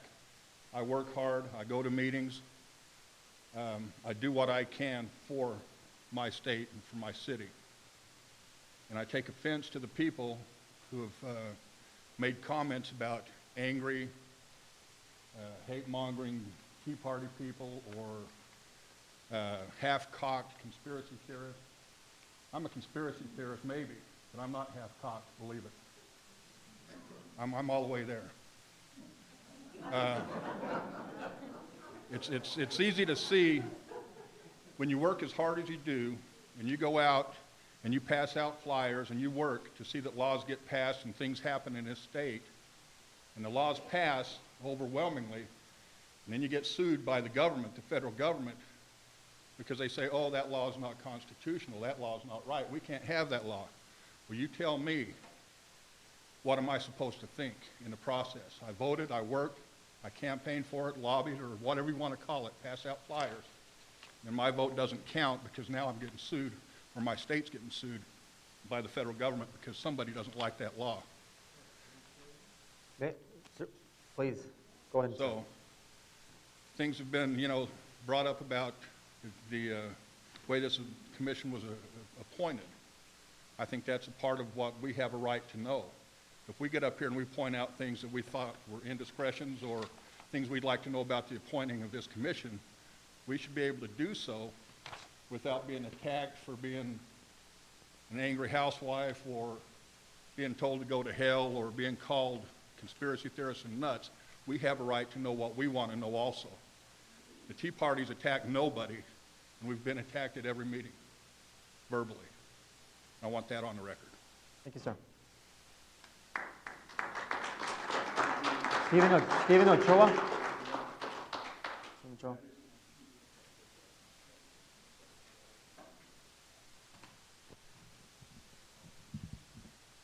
I have some business cards for spelling records. Hello, my name is Stephen Ochoa. I am the National Redistricting Coordinator for the Mexican American Legal Defense and Educational Fund, MALDEF. MALDEF is a national, nonprofit, nonpartisan organization dedicated to promoting the civil rights of Latinos and in trying to promote political and economic access in all walks of life. MALDEF has been participating in the redistricting process since our founding in 1968, and currently we are in the middle of a 12-state national redistricting program trying to advocate for respect for the Latino community growth in the last decade on the federal, state, and local levels. In particular, we've been promoting the principles of compliance with the Constitution and the Federal Voting Rights Act of 1965, which are the true redistricting criteria nationwide, which do take precedent over all others. And so today, I just wanted to speak in particular about the Federal Voting Rights Act and with relation to your state legislative redistricting. We've been starting to draft. I don't have any maps for you just yet, but it looks like we have done some sketch. some sketches, and hopefully we do wish to turn in a partial plan to you at some point in the process, probably after this public input process has concluded. But I just wanted to share some of the findings with you and giving you the broad verbal strokes. So specifically, again, about the Voting Rights Act. I'm sure as you know, and as your council have taught you, there's a 3-step process that was established by Thornburg v. Jingles that guides the principles of when a majority-minority district needs to be complied to avoid minority vote dilution. Basically, in order of succession, the first rule is you have to have a minority community that's sufficiently large enough, compact enough. Sorry, our court reporter said slow down. Rule number 1. Your minority-majority community has to be sufficiently large and compact enough to comprise a district. And recent law has told us that sufficiently large now means half of the eligible voter population, or citizen voting age population, CVAP. I'm going to be saying that acronym a lot now, CVAP. So that's the population that is both a citizen and 18 and over. Those are the people who have a chance to register to vote. So first, if a population is half the CVAP population, 2, within that theoretical district is the minority group in question a cohesive voting bloc? Are they always voting for the same candidates of choice? And 3rd, are the majority groups around them consistently voting to defeat their candidates of choice? If you have those 3, those are the 3 checkpoints. Once you do that, you've established that you may have to draw that majority-minority district to avoid minority vote dilution. Research shows that at this point, I've identified 5 50% districts in Arizona for the state legislative process. First, there are 3 around the current districts 13, 14, and 16. In that area, there are different configurations, but you can get those 3 districts there over 50% Latino CVAP, and those are areas that have been showing ability to elect Latino candidates of choice over the last decade. So we believe those are effective districts. There's one in the Tucson that can be drawn over 50% district, over 50% Latino citizen voting age population. You currently have one district now, 27, that is at 43% Latino CVAP. You can increase that to a 50 to make it Section 2 compliant, and that's in a district that has been starting to elect Latino candidates of choice. So that's evidence. And then we do believe you can actually draw a border district, very similar to the congressional district, stretching from the Yuma to Nogales area. So starting to, one, around border communities of interest, but you can also draw one, again, also as strong, 50% Latino CVAP. So that should be areas that should be investigated for compliance with the Federal Voting Rights Act on the state legislative level.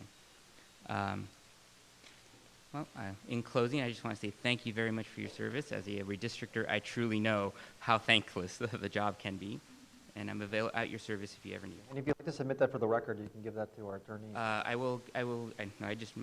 My comments are oral, but at some point I will submit maps to your staff. Thank you. Thank you.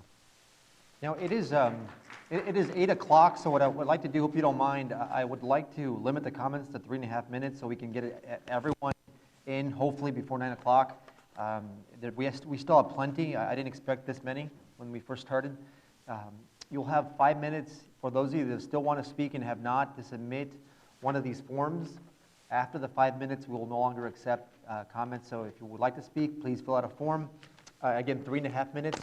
And we will be going with Laura Koppel, Brendan Mahoney, Michelle McClure, Reverend Jarrett Maupin II, and Joe Murphy, but I think he already spoke. Unless there's another Joe. I apologize. The other Joe Murphy.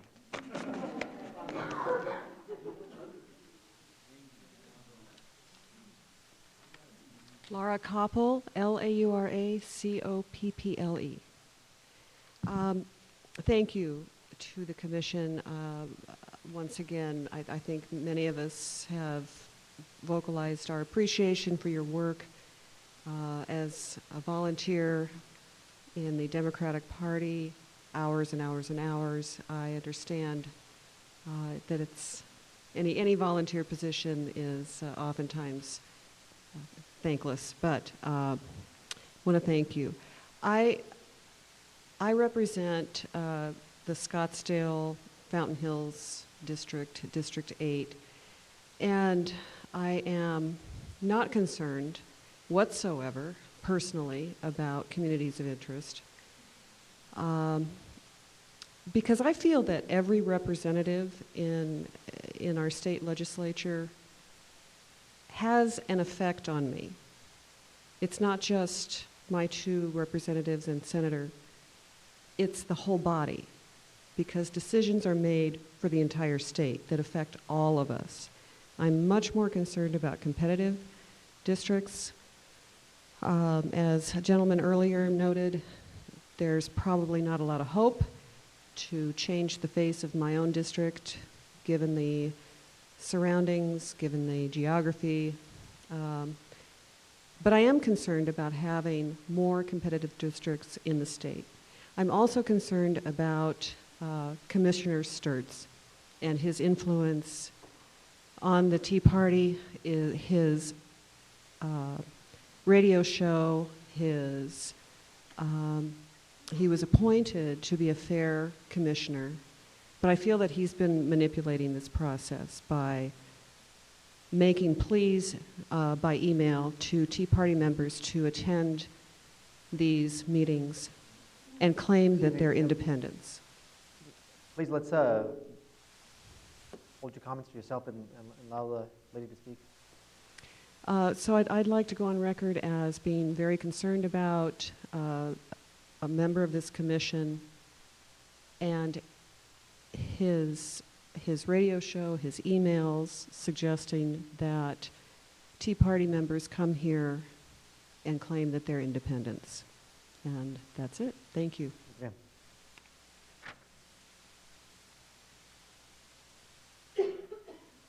Brendan Mahoney?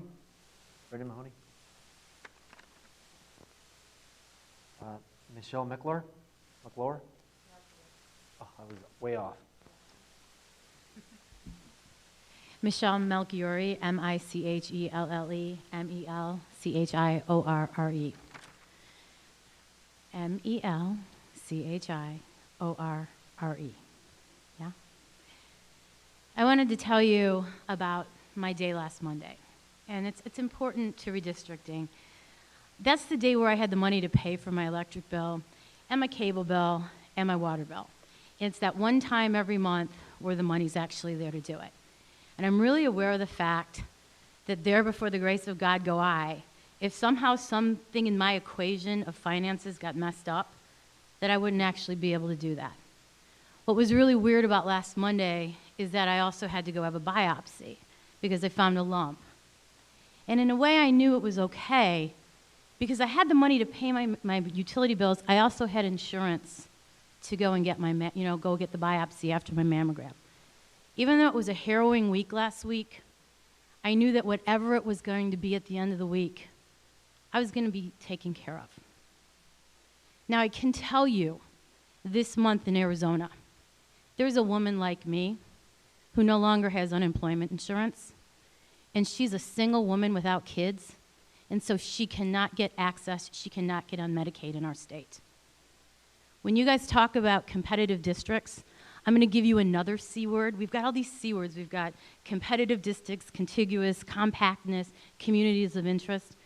I'm going to give you another word. How about compassion? And I will tell you that the voters of my state that I love decided to give people who were poor health care insurance. They voted it in, just like they voted it in to have an independent commission decide our state lines, decide who will be representing us. The voters of this state have compassion. Right now, this legislature got together last month and could not agree to one word to give people their benefits. I promise you I'm going to meet that woman that didn't pay her electric bill last Monday.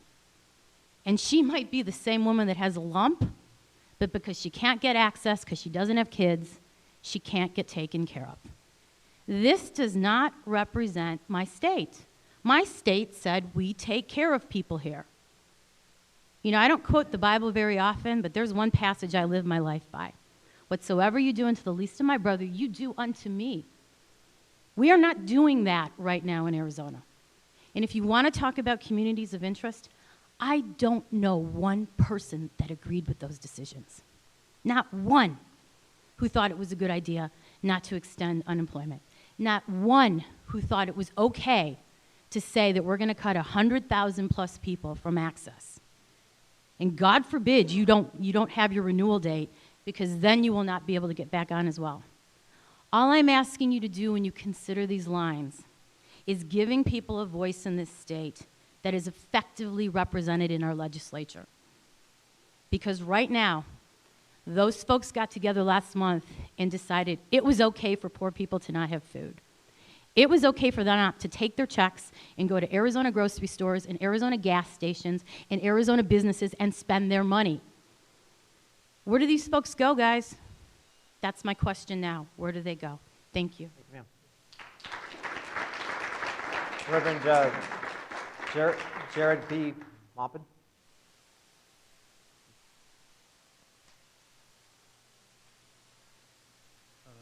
Reverend Jarrett, Jarrett, Maupin, Maupin. I'm the assistant pastor at First Congregational United Church of Christ, not far from here. Wanted to address you on two issues. You said you were working with criteria 1 and 2. The second one is equal population. That's a tricky word or phrase for me, equal population.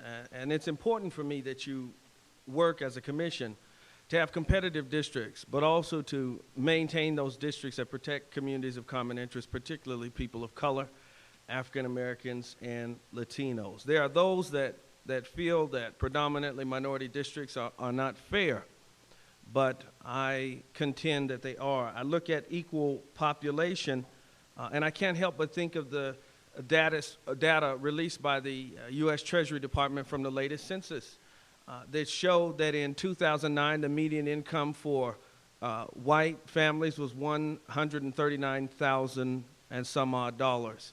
For African Americans, it was $5,600. For Latinos, it was $6,800. That means a 20-to-1 income gap between whites and blacks, 18-to-1 income gap between whites and Latinos. That's 2009. Those figures have changed. They've gone down 12% to adjust to today. That means the median income for white families is $96,000, for blacks is $2,600, and for Latinos it's about $3,700. So when I see equal populations, it's got to be about more than race and party registration. It has to be about economics. It has to be about those families being able to put food on the breakfast table. So when you go in to redistrict, protect those communities of common interest. You know, African Americans and Latinos tend to reside in the same general areas in large urban metropolitan areas. They must be protected. Our county supervisor was correct. When you look at South Phoenix and you're looking for new congressional districts in the central city, don't separate Laveen from South Mountain and Guadalupe. Don't separate Maryvale from the rest of the west side. These are long-standing communities, people that are challenged politically, that are challenged economically, that are challenged racially, and in terms of education. They deserve a shot at federal representation. It is 2011. When is Arizona going to have an African-American member of the congressional delegation? When is Arizona going to have an Asian-American member of the congressional delegation? It will never happen unless there is fair and equitable redistricting. When is it going to happen? We have one member of the legislature that's African-American from LD 16. If we don't maintain that voter base, we would not have a Senator Leah Landrum Taylor. Things have to be fair. And if you're going to gerrymander, don't gerrymander to protect the interests of the party, Republican or Democrat. Gerrymander to protect the interests of the least of these, as the woman shared with you, those that are struggling to have a voice in our system, that are struggling for fully funded education, that are struggling for affordable health care, that are struggling for jobs. And I understand that there are some individuals here that represent the Tea Party movement. I respect them in their love of the Constitution. But the original Constitution also had a 3/5 clause that counted slaves in congressional districting in the early part of this country. And that's what happens when we count blacks and Latinos that are in our current prison population into the current redistricting. It's a modern day 3/5 compromise. We cannot have that. We must have equity in this redistricting. Thank you so much, sir. Take care.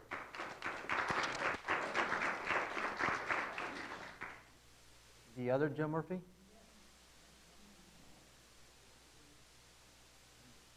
Joe Murphy?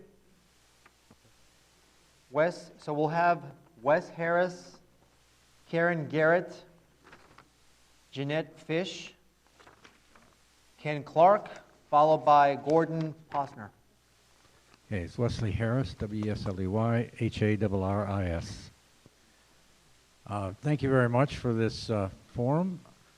I'm happy to be here. Excuse me, let's pay attention to the speaker, please. Okay, thank you. Go ahead, sir. Sorry about that.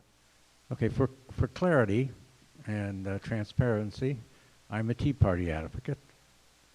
I'm a Republican. I'm a precinct committeeman. I'm a volunteer. I volunteer for the city, so I know where you're coming from and doing what you're doing. We set up this commission in 2000 to be fair and transparent, and I would urge that this commission try to deal with that and deal with the complaints or accusations in an open way and not withhold anything and let the chips fall where they may. Name calling is not what we're about, at least not in my Tea Party, and it's nonpartisan. We have Democrats in there, we have independents, we have Republicans. So I think we're getting a bad rap on that card. The one thing I do think is that the competitive districts, I happen to live in CD3 and LD6. I'm in the center of the city. I'm in a very compact, north center of the city, in a very compact legislative and congressional district. So I don't think that what you're going to do is going to affect me personally very much, because our district will probably stay pretty much the same. May lose a little bit to the north, but where I'm at will probably be exactly where it is. However, those other districts that are around that we're going to extract to create the 9th district are going to be impacted pretty substantially. And I think that those, when you do that, we need to have competitive districts. I think we sit right now at about a third, and a third, Democrat, Republican, and Independent. And I think that all the districts, if we could do it, could be that way. Ethnicity is, to me, that's just a lot of hooey. I don't agree with it, and I don't agree with it because it tends to separate us.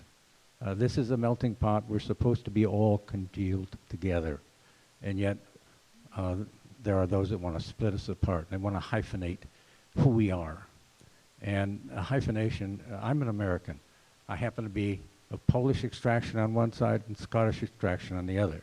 But I don't call myself Polish American or Scottish American. I'm an American. That's where I am. And that's what we all are. And when we stop doing hyphenations and stop trying to create little districts, I mean, Mary Rose Wilcox has been in that district over there for as long as I've been here. I've lived here for 41 years this time around. I was born in this state. And I don't see keeping that district just keeps her in power. And that's wrong. We need to have diversity. We need to have different people being elected, not from one ethnic background or another, as Americans, truly Americans. Thank you very much. Thank you, sir.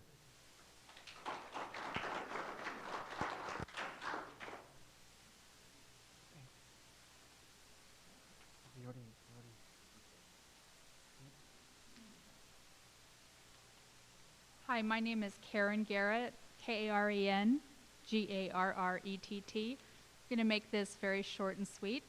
I live in CD5, and I just want to say that I love my district, and I want it to stay the way it is. I worked very, very hard in the last election, and close to 10, 12-hour days as a volunteer. I continue to work for volunteer for my congressional candidate, and you would say I was biased, but that was a very difficult race. It was a very competitive race, and I think that we have one of the most competitive CD districts, congressional districts in the state.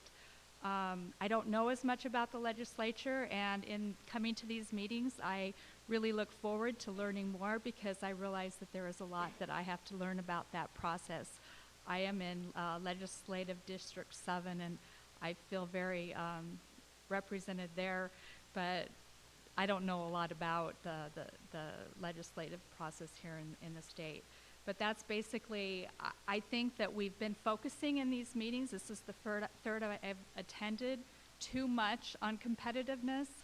And the people that are sitting here that aren't on a Republican or a left or a right cause don't even understand that the great focus on competitiveness is the liberal cause, and those of us that don't want competitiveness to the extreme is a conservative perspective. So maybe those that aren't keyed into that don't understand that, but I want it to be like my district, and I wish that everything could be more competitive, but it isn't always possible. In our district, it was made possible, but I just want to leave that with you, that I hope that we can make a lot of districts look like CD5. Thank you. Thank you.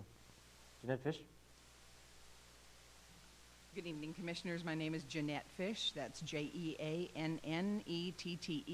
Last name is Fish, F-I-S-H. I'm the Executive Director for the Maricopa County Farm Bureau. And for Mr. Crumb's benefit, I just want to let him know that our farmers are the ones who grow green all the time.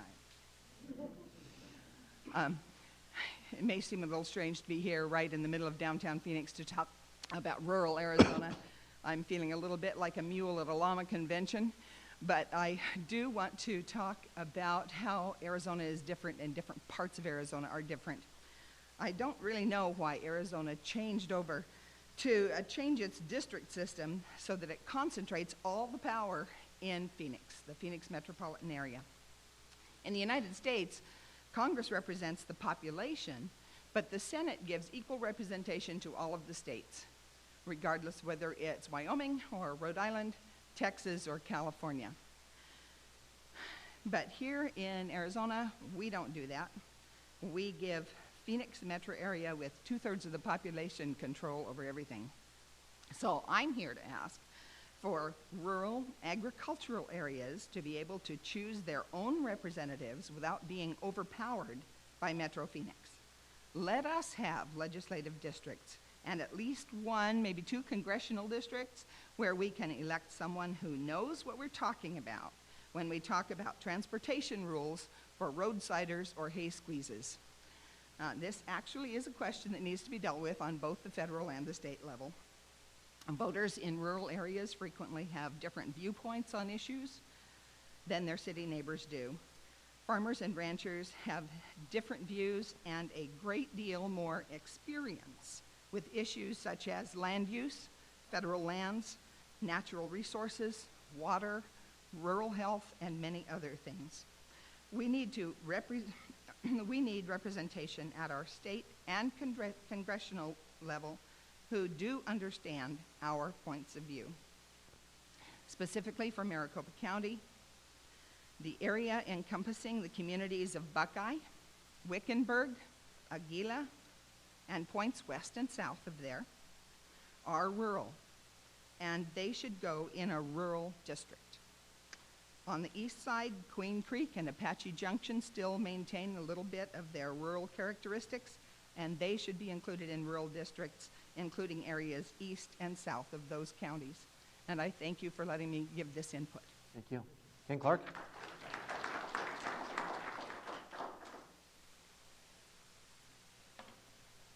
Thank you, members. My name is Ken Clark, K-E-N-C-L-A-R-K, with the Arizona Competitive Districts Coalition. Our mission is to support a greater number of competitive districts while protecting the Voting Rights Act and improving the amount of participation in this process. There are a number of misunderstandings about the definition of competition. Competition does not favor Democrats or Republicans. It favors accountability. The number of districts of competitive districts has actually grown since the 2001 redistricting process, when the commission created only 3 competitive districts. Yet Democrats lost seats in the legislature in 2010, and Republicans gained seats in the legislature. I'm sorry, Democrats gained seats in the legislature in 2004 and 2006, and Republicans gained in 2010. There are a number of talking points going around right now that say a competitive district is simply a district that has changed hands a lot. Well, that's not necessarily true. You may recall that in 2000, Jeff Grosskost lost his seat in an overwhelmingly Republican district to Jay Blanchard. Does this make it a competitive district? We would submit no. What makes it a competitive district is what the commission used last time, was the numbers. What they used was a term called the Arizona Quick and Dirty, which is actually a measure of competition and the number of voters and how they perform in an average of elections. But we would suggest that to discard the talking points about competition being just changing hands and look at the numbers and what's the performance. We believe that those talking points are put forward by folks who don't want to see a greater amount of competition. I want to say something about communities of interest. It is a false dichotomy to say that competition and community of interest undermine each other. The origins of the concept of community of interest come from 20 and 30 years ago when commissions and legislatures all over the country and the Department of Justice were trying to say people of like interests should be able to vote together, farmers with farmers, students with students. Unfortunately, it's misused, communities of interest now, as a front. People will create AstroTurf groups to come forward and tell you this is our community of interest. And I've already seen it tonight. You'll see more of it when the maps come out. They'll say this is our community of interest when what is really happening behind the scenes, some legislator or congressman is trying to protect their own power base, protect their own seat. We hope that people will use our free online mapping tool called Redistrict Arizona to scrutinize this effort, and also to use that mapping tool to bring forward your ideas about communities of interest to the Redistricting Commission. We think that that level of public participation was not available 10 years ago, and it is now. This process requires specificity. You can't just submit some paperwork, some paper with some drawings on them and say this is our district. You have to have the data behind it. And we have that level of specificity, that level of data available for free for people now at our website, azredistricting.com. Thank you very much. Thank you. Next, we'll have Gordon Posner, Jerry Ottoboni, Marjorie Satz, Aaron Blumenthal, followed by Vera Anderson. Yes, Gordon Posner, Gordonposner. I want to urge the Commission to consider the importance of competitive districts. What is a competitive district? To me, it's a district where the outcome cannot be guaranteed. If there are safe districts, it doesn't matter whether you're Republican or Democratic, conservative or liberal, your vote won't count in that district, and that's wrong. Second, I want to express my support and confidence in both the integrity and the independence of this commission. I think that the attacks being lodged against it are transparently partisan. And I'd like to say to the gentleman who raised the issue of SB 1070, the challenge to that, the challenge is based on the same constitutional issue, federalism, as a lawsuit that the Tea Party supports, namely the challenge to the federal health care law, which is the issue of the allocation of power between state and federal governments. You can't ignore the Constitution just because you support a law. So if you want to get rid of the lawsuit against SB 1070, then have them drop the lawsuit against the health care law. They both involve the same issue. I'd also like to say to the people who are taking pictures here, I have no problem with that. This is a public hearing. That's what it's all about. I'll only caution that you have the misfortune of having to see my face later on. I'll also point out the commission itself is video recording this and posting it on the internet, thereby spreading the misfortune. Thank you. Thank you. Jerry Ottoboni.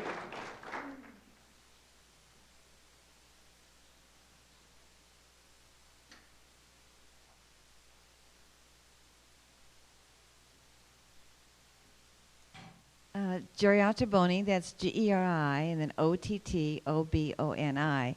And I have another topic to discuss, but before I start with that topic, I just want to address something. I would like to address what the gentleman stated about Rick Sturz. He was picked by the Republicans as well as the Democrats picked the two Democrats. Mr. Sturts, for the record, filled out his application before he started his show with Jesse Kelly. And then Ms. Mathis was chosen to be independent choice by the 2 Democrats and the 2 Republican applicants. From her application, if she had put on her application that she, not her husband, donated money to Andre Cherney's campaign, a Democrat. Never heard that her husband was, at the time, I don't hear anything, of the application was being, he was being paid treasurer for the Nancy Young Wright campaign in 2010. How she has voted is the issue. The previous independent commissioner was allowed the Republican to have an attorney of their choice, but she voted against the Republicans to acquire the attorney that, the attorney that they wanted. Okay. What I would like to do is I would like to thank the lovely woman from Scottsdale representing the League of Women Voters, mentioning the other night that if you check the box competitive districts, that means progressive. And checking the box communities of interest, that means conservative. That's what she said the other evening. So, but if you stop to think about it, you can really discuss competitive districts and communities of interest in the same breath, and both are requirements of the Proposition 106.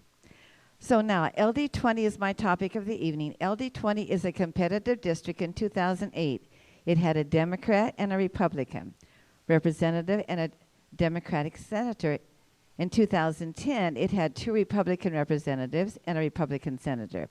That clearly shows that both Democrats and Republicans can win in this particular district. LD20 is bounded by South Mountain to the west, the Indian country to the south, so it makes more sense to expand the LD20 east and or to the northeast rather than to the west or to the south. South Mountain Park is included in LD20, but is on the other side of the mountain from LD20. Thank you. Thank you, ma'am. Marjorie Satz?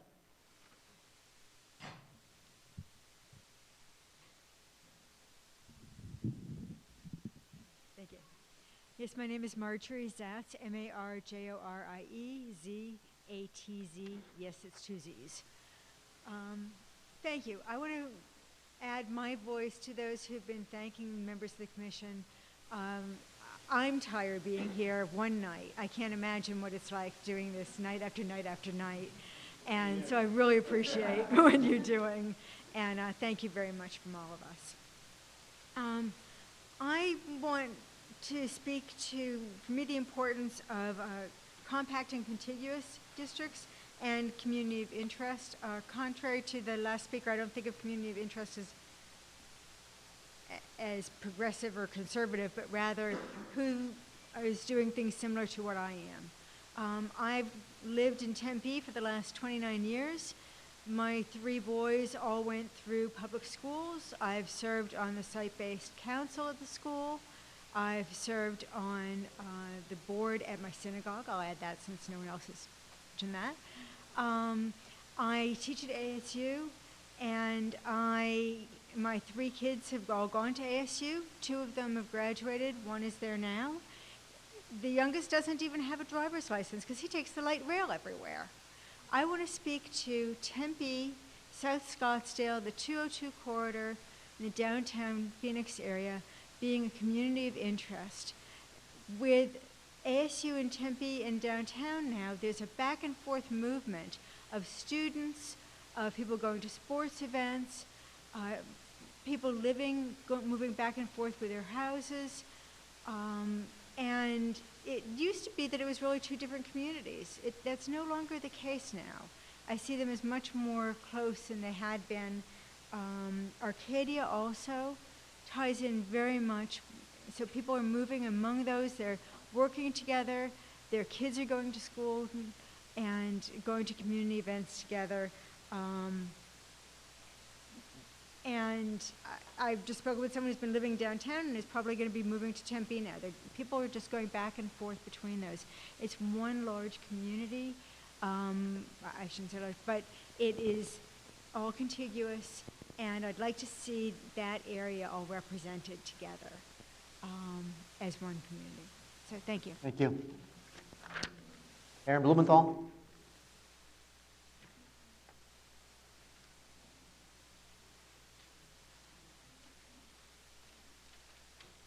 That's Aaron Blumenthal, Aaronblumenthal.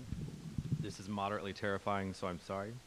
I want to thank you guys for being here. Obviously, you've heard it 1,000 times. I also want to thank the people in the audience who have come up here and really shared parts of their lives that are really helping to color these decisions. I mean, I've been terrified coming up here because you hear so much news about people not wanting to participate because everyone just yells and screams, and that hasn't really been my experience today, so I'm thankful for that.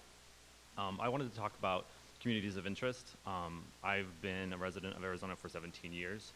I went to school in Tempe, go Aztecs. I went to ASU, go Sun Devils, and I now own and operate a business out of Scottsdale that is 30 people large, and I have the unfortunate distinction of being only 28 years old. So I'm in a bit over my head, but I wanted to talk about why I think that where I live, which is downtown, Tempe, which is where I went to school, and Scottsdale, which is where I operate my business, these areas to me are a community of interest because the people who I attract as a business owner and the people with whom I associate as a spry college student, and the place where I want to live, which is downtown Phoenix, because I hail from Cheyenne, Wyoming, which is the opposite of that. These are all a fluid community to me. I am always on the light rail. I call my second home the 202, 2 hours a day. And I do feel that the sorts of people that I interact with, the sorts of people I would like to draw into our community, the sorts of people who would fare well in the company that I operate, would be very interested in being represented together. Thank you. Thank you, Aaron. Vera, so we'll have Vera Anderson, and I'm hopefully pronounce her name correctly, Vikas Srivastava, followed by Juan Jose Mendez, followed by Barry Pacelli, or Paisley. Vera Anderson, that's VERAANDERSON. I am in LD6. That includes New River clear down to Thunderbird. I would like to kind of understand what the central corridors are going to be as far as the redistricting, how that might work, because I'm traveling down that I-17 all the time. So back and forth, back and forth. So I'd really like to know what those transportation corridors might be in the mapping.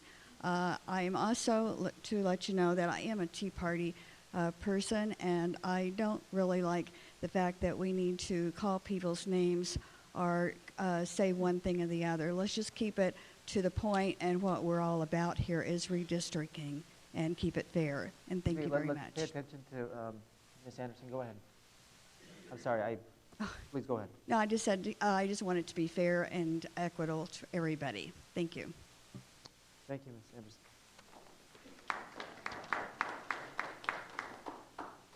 Again, let me remind the audience, please, when somebody's speaking, do not speak unless you want to speak and fill out a form. No, we're not.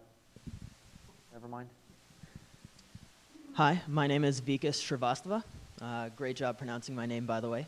VEEKAS SHRIVASTAVA. First of all, I'd like to thank the Commission for your hard work and your dedication. I know I'm not jealous of the task you have ahead of you. I'd also like to thank everyone who showed up tonight and everyone who's watching at home. I think that there's a lot of opinions across the aisle, a lot of interests, and a lot of folks who don't agree with each other, but there's one thing that we all share, and that's that we are deeply passionate about the future of Arizona. And so I'm inspired to see so many folks here tonight. I'm a student at Arizona State University at the Tempe campus. I was born and raised in Tempe. I am here to express the students' desire to have every university campus be a community of interest. There are 130,000 public university students in the state of Arizona living in Phoenix, Tempe, Mesa, Flagstaff, and Tucson. And we are disproportionately affected and uniquely affected by the decisions made by our elected officials.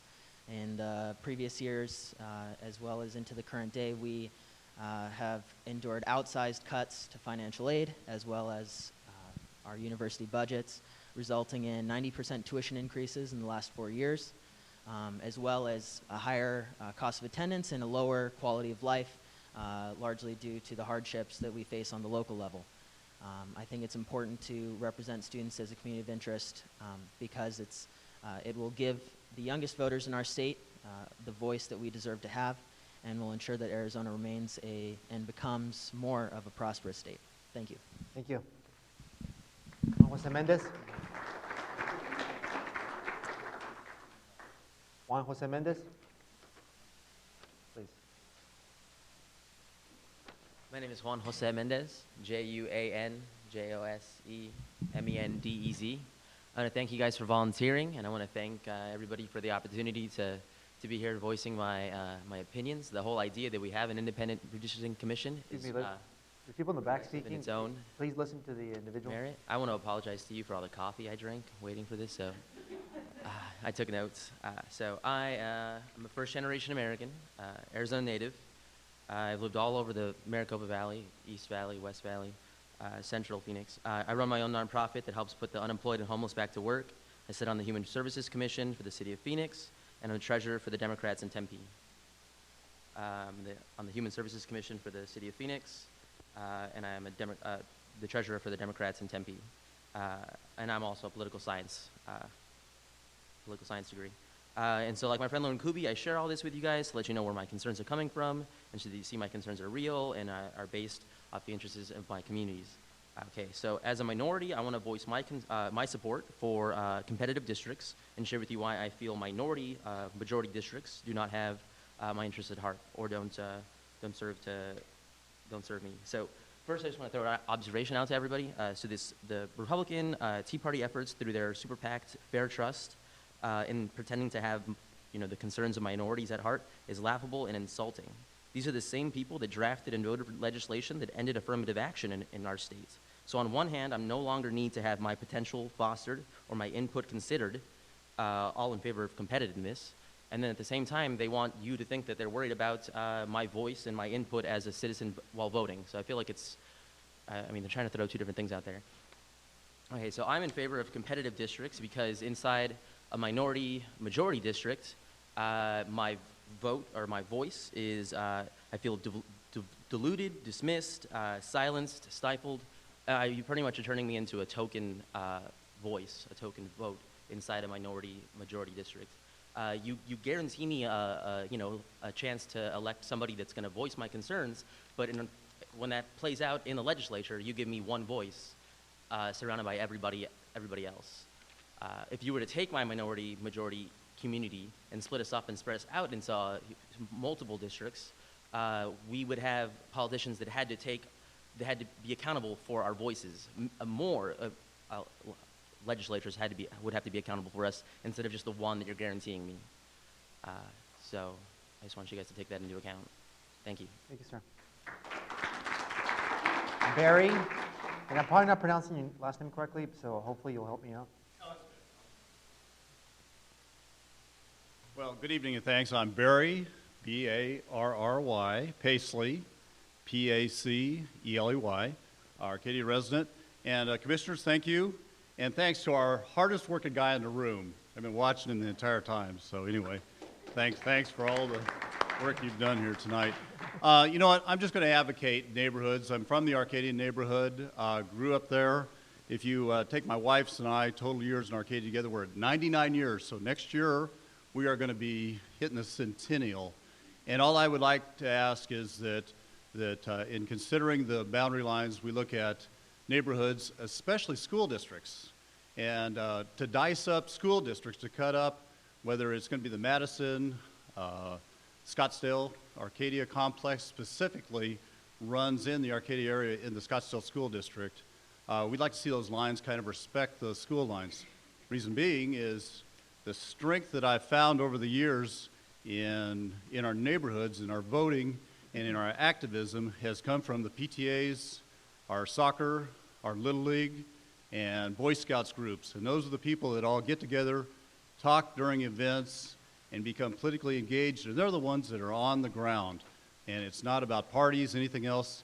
It's about putting the best people in the offices, whether it's city council, at our legislative or our congressional level. So we are looking for the best Arizonans to drive this state to being the best place to live in the United States. Thank you. Thank you, sir.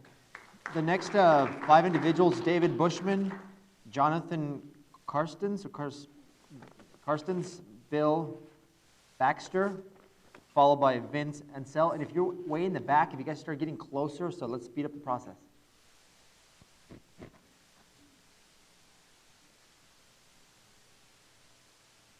Marty, you okay? Hello, my name is David Bushman, B-U-S-H-M-A-N. I'm representing myself. Members of the commission, I'd like to thank you again for the time which you've taken to hear my comments. As I make my comments, I will be referring to a map that I created, which I will be submitting as part of the public record. I wish to address East Valley district boundaries, communities of interest, and competitive districts. While I do not represent any particular city or organization, I am representative of the cities and organizations of which I am a part. I am a 4th-generation Arizonan. I was born in Mesa, raised in Tempe, and I have lived in Mesa for 14 years where I have raised my family, and I have worked in Mesa and Tempe most of my career. When one considers where communities of interest lie, one should consider the very language used in common conversation. For example, we naturally talk about the west side of metropolitan Phoenix, that is, Phoenix itself, and the East Valley, again of metropolitan Phoenix. It is the East Valley in particular that I wish to address. When one is asked to name the cities of the East Valley, it is not uncommon to quickly say Mesa, Chandler, Gilbert, and sometimes Queen Creek. Scottsdale and Tempe are usually not mentioned in the same phrase as Mesa, Chandler, Gilbert, and sometimes Queen Creek. Mind you, we have nothing against Tempe and Scottsdale. I was raised there. But by our very language, we recognize a difference both politically and culturally. It can be demonstrated with statistical demographics that people with shared communities of interest attract to one another both politically and culturally. This very phenomena occurred this last decade with the population in the East Valley shifting further east of Greenfield and further south of Chandler Boulevard. It is clear that the shift in population favors one political party over another, and to make the argument that districts of the East Valley need to be competitive, while it is the law, it should be remembered that this requirement is to be balanced with the other requirements in such a manner as to not be of significant detriment to the goals of using visible boundaries and what are very clear communities of interest. When creating a congressional district, remember the East Valley of Mesa, Chandler, Gilbert, and Queen Creek are a well-established community of interest and should be put together to the extent practicable. When creating legislative districts, please consider the following. A city or town, by their very formation, are each considered unique communities of interest, so much so that it is the requirement that visible geographic features, such as a city, town, and county boundaries, shall be used when forming districts. Furthermore, school districts form natural communities of interest. In the proposed map that you'll be referring to, the proposed LD20 contains the entire Kyrene School District. Mesa Unified School District is nearly wholly contained within the proposed LD 18 and 19. Gilbert Unified School District is almost entirely contained in the proposed LDs 22 and 23. Higley Unified School District is almost entirely contained in the proposed LD 22. Queen Creek Unified School District is largely contained in the proposed LD 23. Competitive districts have not been ignored either. You'll note that the LD 20 boundaries are a balance of communities of interest of South Tempe, West Chandler, and the foothills south of South Mountain. That is balanced against the realization that Tempe is politically mixed. The map drawn shows LD 20 boundaries containing a nearly perfect split between the political parties. In summary, please maintain our communities of interest as demonstrated by the very way we choose our words and where we choose to live. Thank you for your time. Thank you. So Jonathan, I think it's C-A-T Cargonas? I apologize. Yeah, again, if you can start moving up closer, if you're way in the back. My name is Jonathan Kartsonis, C-A-R-T-S-O-N-I-S.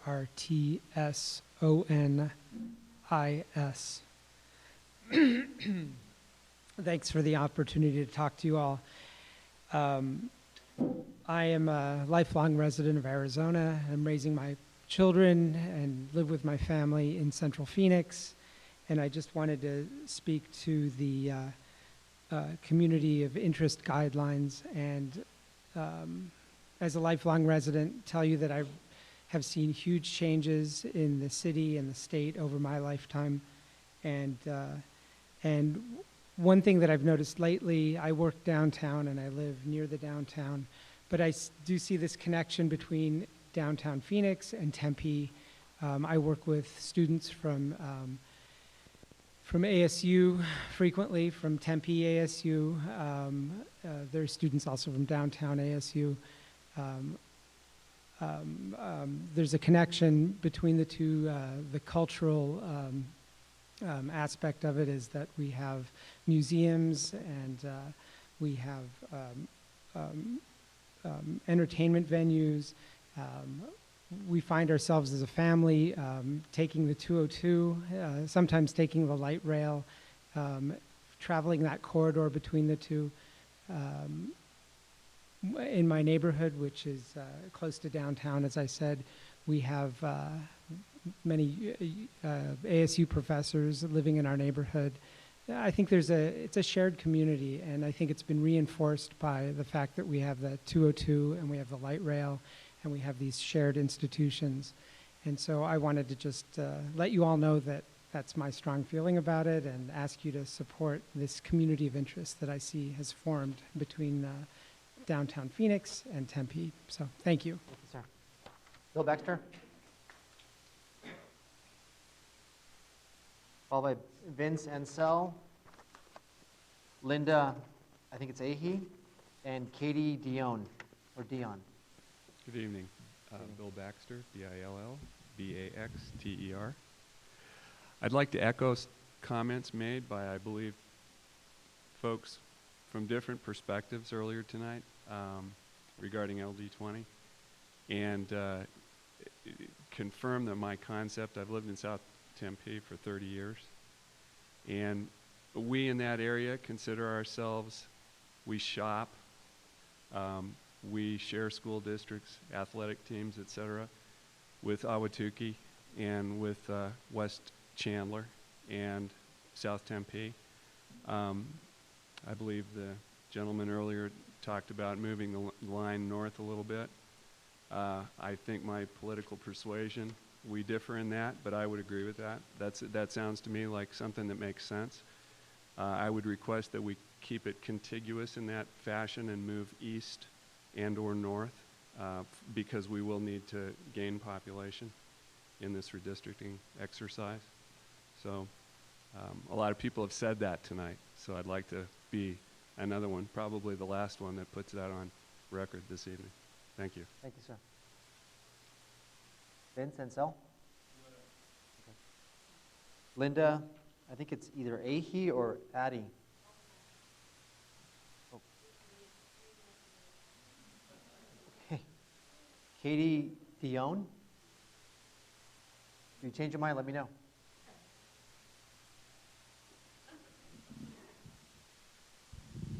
Thank you. My name is Katie Dione, K-A-T-I-E-D-I-O-N-N-E.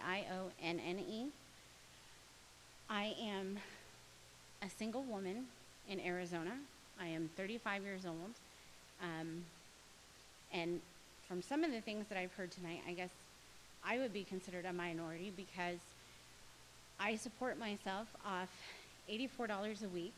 I do not accept government assistance, no food stamps, no Medicaid, and I still find time to go and volunteer. I have volunteered down at St. Vincent de Paul.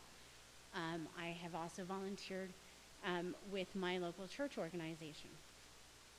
And I've also chosen to volunteer as a citizen and do what I believe is my responsibility to learn how my government works, since I do pay taxes, I do vote, and the neighborhood that I live in, I'm actually one of the few white people who live there.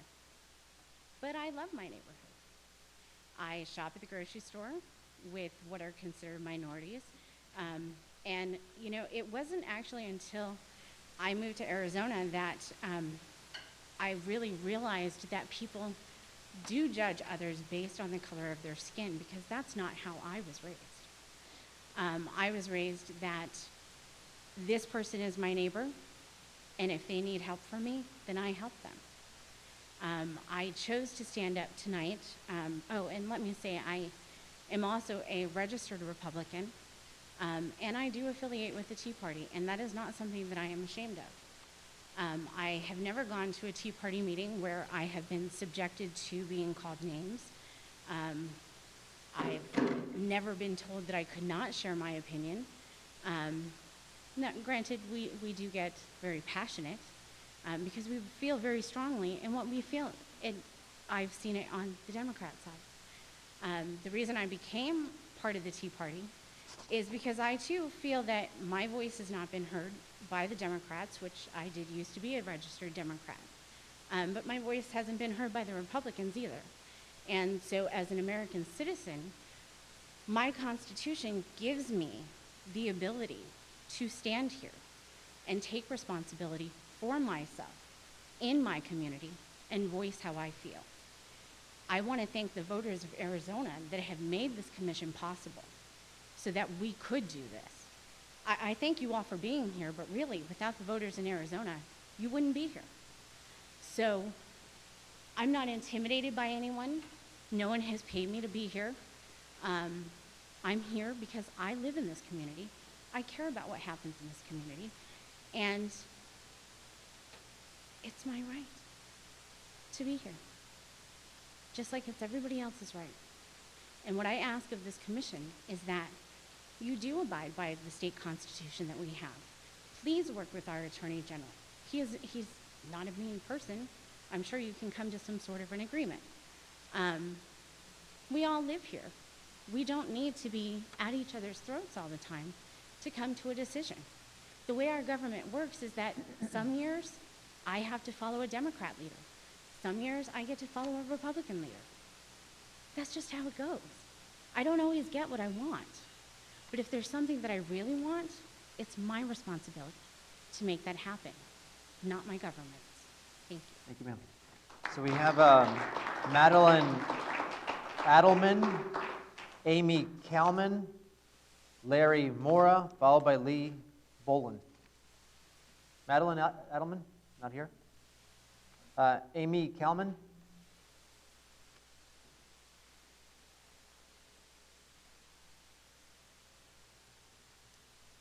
I'd like to thank everybody again. My name is Amy Kalman, K-A-L-M-A-N.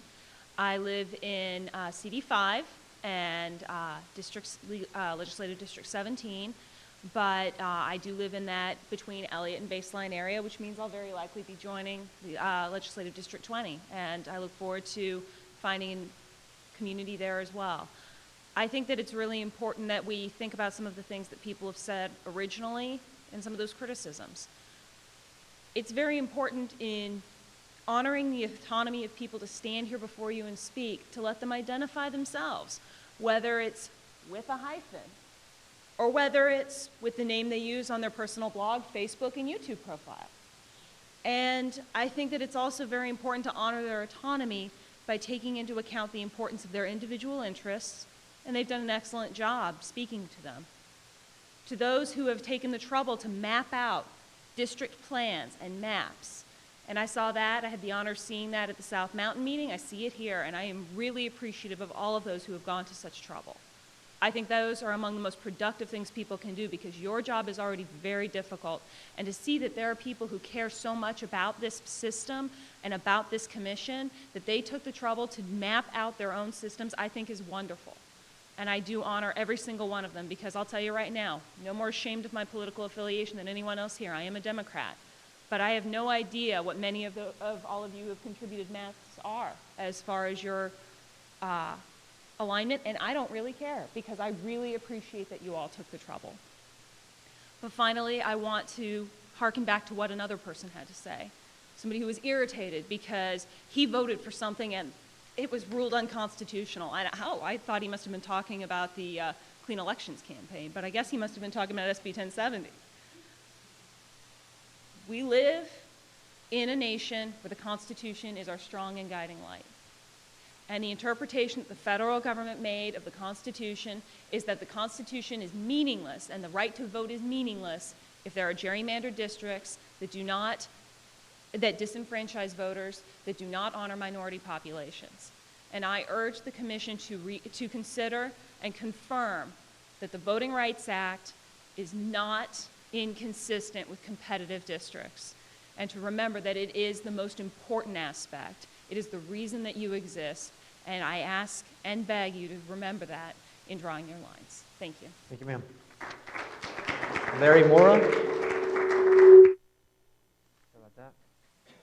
Not. Okay. Lee Bolin.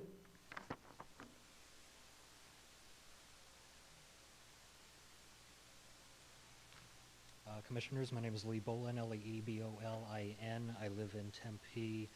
As many others have, I'd like to commend the commissioners for undertaking this very thankless task. You're essentially having to herd 6.5 million cats first into 9 wet sacks and then 30 wet sacks, and then you're going to have 6.5 million of them tell you that they could have done better. I'd also like to say that if the city of Phoenix ever did find it necessary to rename the Burton Barr Library, I'd be in favor of it being renamed the Phyllis Rowe Library. Phyllis has been a pillar in the community for decades, and it's always good to see her out and about. I'd like to address 2 things real quickly. First, I would like the current commission to give more attention than the last commission did 10 years ago to improving the competitiveness of our congressional and legislative districts.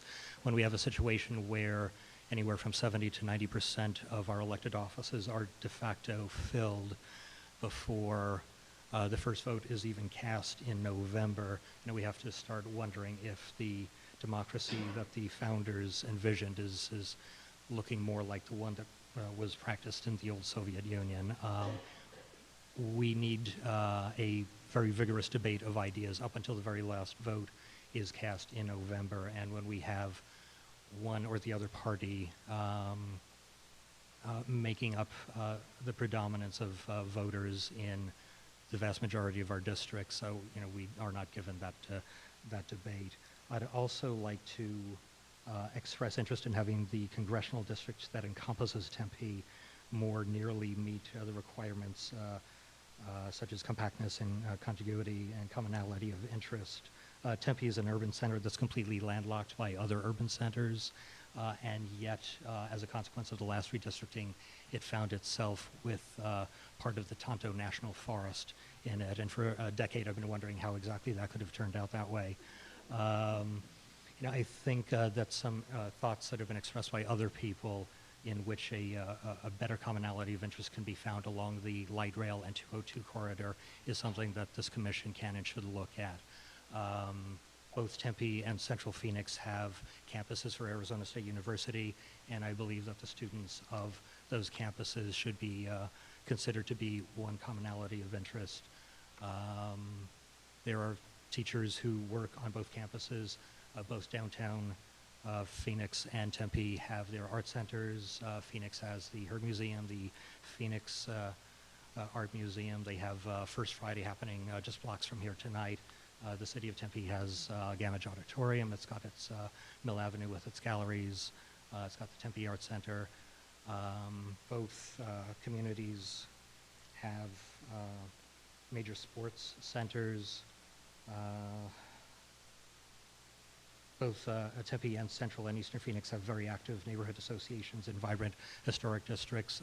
Much of these things that I'm saying are not particular to all of the Congressional District 5 as it exists today, and I think that if we could see the district going from east to west along that corridor, the 202 and the light rail, rather than hooking up into the Tonto National Forest. The Tonto National Forest doesn't have ASU, it doesn't have museums, it's got lots of squirrels. I simply don't see how that is something that can be considered to be consistent with requirements for commonality of interest and contiguity and so on. Thank you. Thank you. And our last speaker is Chris Rossiter with the, well, I hope I'm pronouncing your last name correctly.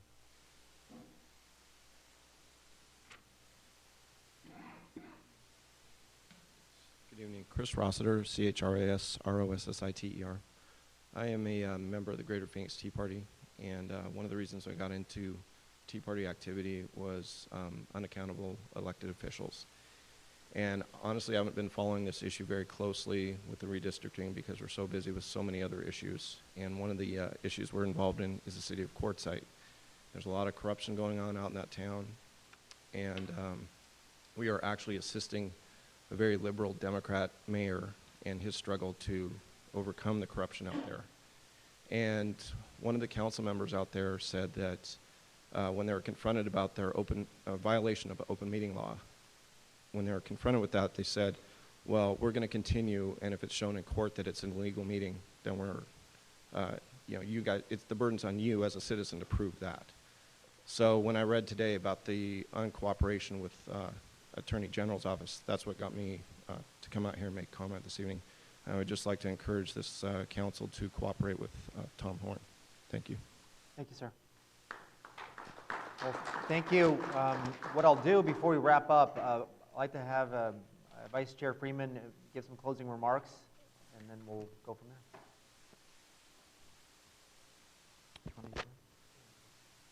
Can you hear me? Well, thanks again for everyone for coming out, and thanks for everyone sticking around. It's been a long night, and I know it's been a long day for Jose and I and the staff, and it's been kind of a long week where we got one more public hearing tomorrow, at least in the first round of hearings down in Tucson tomorrow, and then we'll take a little break next week perhaps.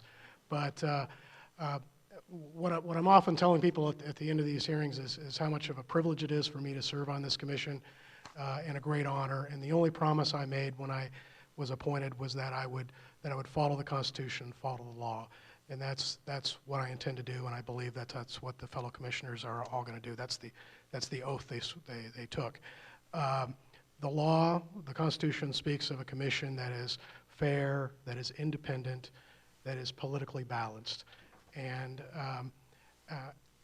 one that conducts itself in a way that builds confidence in the public in the process, and hopefully the result too. So really having public input is a very important part of the process. Having public scrutiny, I think, is also an important part of the process. It ensures that we keep it fair. The Constitution sets forth 6 criteria that the Commission is required to employ to develop these maps. And I intend to the best of my ability, follow those 6 criteria, not the way that I might like those criteria to be written, but the way they're actually written. We have an Arizona Supreme Court opinion that has interpreted this provision of our Constitution, and it simply says the Constitution means what it says. And so that's what we need to do is follow it. And then I guess lastly, another thing that I'd like to comment on is all of us here have a First Amendment right to assembly, to petition the government, and freedom of speech. And everyone should afford everyone that right. Everyone should be able to come to these hearings to say their piece, to not be subject to intimidation or provocation. And the Commission needs to I know when Commissioner Herrera and I are sitting up here, at least for me, I'll speak for myself, I'm very focused on who's talking to me and trying to listen to them and understand what they're saying, particularly if they're telling me about boundaries. And I'm not always cognizant of everything else that's taking place out in the audience. And when I hear talk about comments being made and people trying to be bullied, perhaps, I don't like to hear that. That we need to do something about that and make sure everyone has a safe environment here to have comments. And I've attended a number of probably a majority of the public comment hearings, and I've watched the others online. I think they've all gone really well, and I've really appreciated hearing from everyone. And just another item is, I know there are bloggers here, there are members of the press. People are free to take photographs, to videotape. I just ask the bloggers who take pictures of me, try to get my good side and take those slimming photos of me, because the camera does, I've discovered, add many, many pounds. At least that's what I tell my wife. Anyway, thank you. I'll turn it over. I'm sure Commissioner Herrera has some good words to say, too. Before we close tonight, I really want to thank the staff. We have assembled a great staff, from Buck to Ray to Christina. To everyone else, they work hard. They have a lot of respect from the commissioners, and we get along well. And I do want to give them a round of applause, because without them, these meetings wouldn't be possible.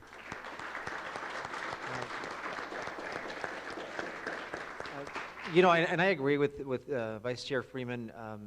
If it was up to me, we would all get along. Nobody would argue, and just, you know, we would make our comments, whether you agree with them or not, and then we would shut our mouths and not say anything. But it doesn't work that way, and I wish it did. We want people to come to these meetings and feel safe. I don't care what political persuasion you belong to. You should feel safe. And if you don't, we have uniformed officers here. They get paid well. Is that correct? He shook his head. That's why we bring them here, because we have these officers here because we want to protect the public. So if you don't feel safe, you do need to talk to public officials. I'm not a bodyguard, and neither is Mr. Freeman, although I've been working out lately. I am not a bodyguard. So, but again, thank you to the people that are here. This is, as I said before in previous meetings, this is my favorite part of being a commissioner, is listening to the public. It is when you give us ideas of how to draw the maps.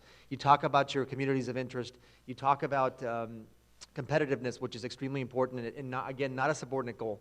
The Supreme Court disagreed with the appellate court that that particular goal was subordinate. It is not.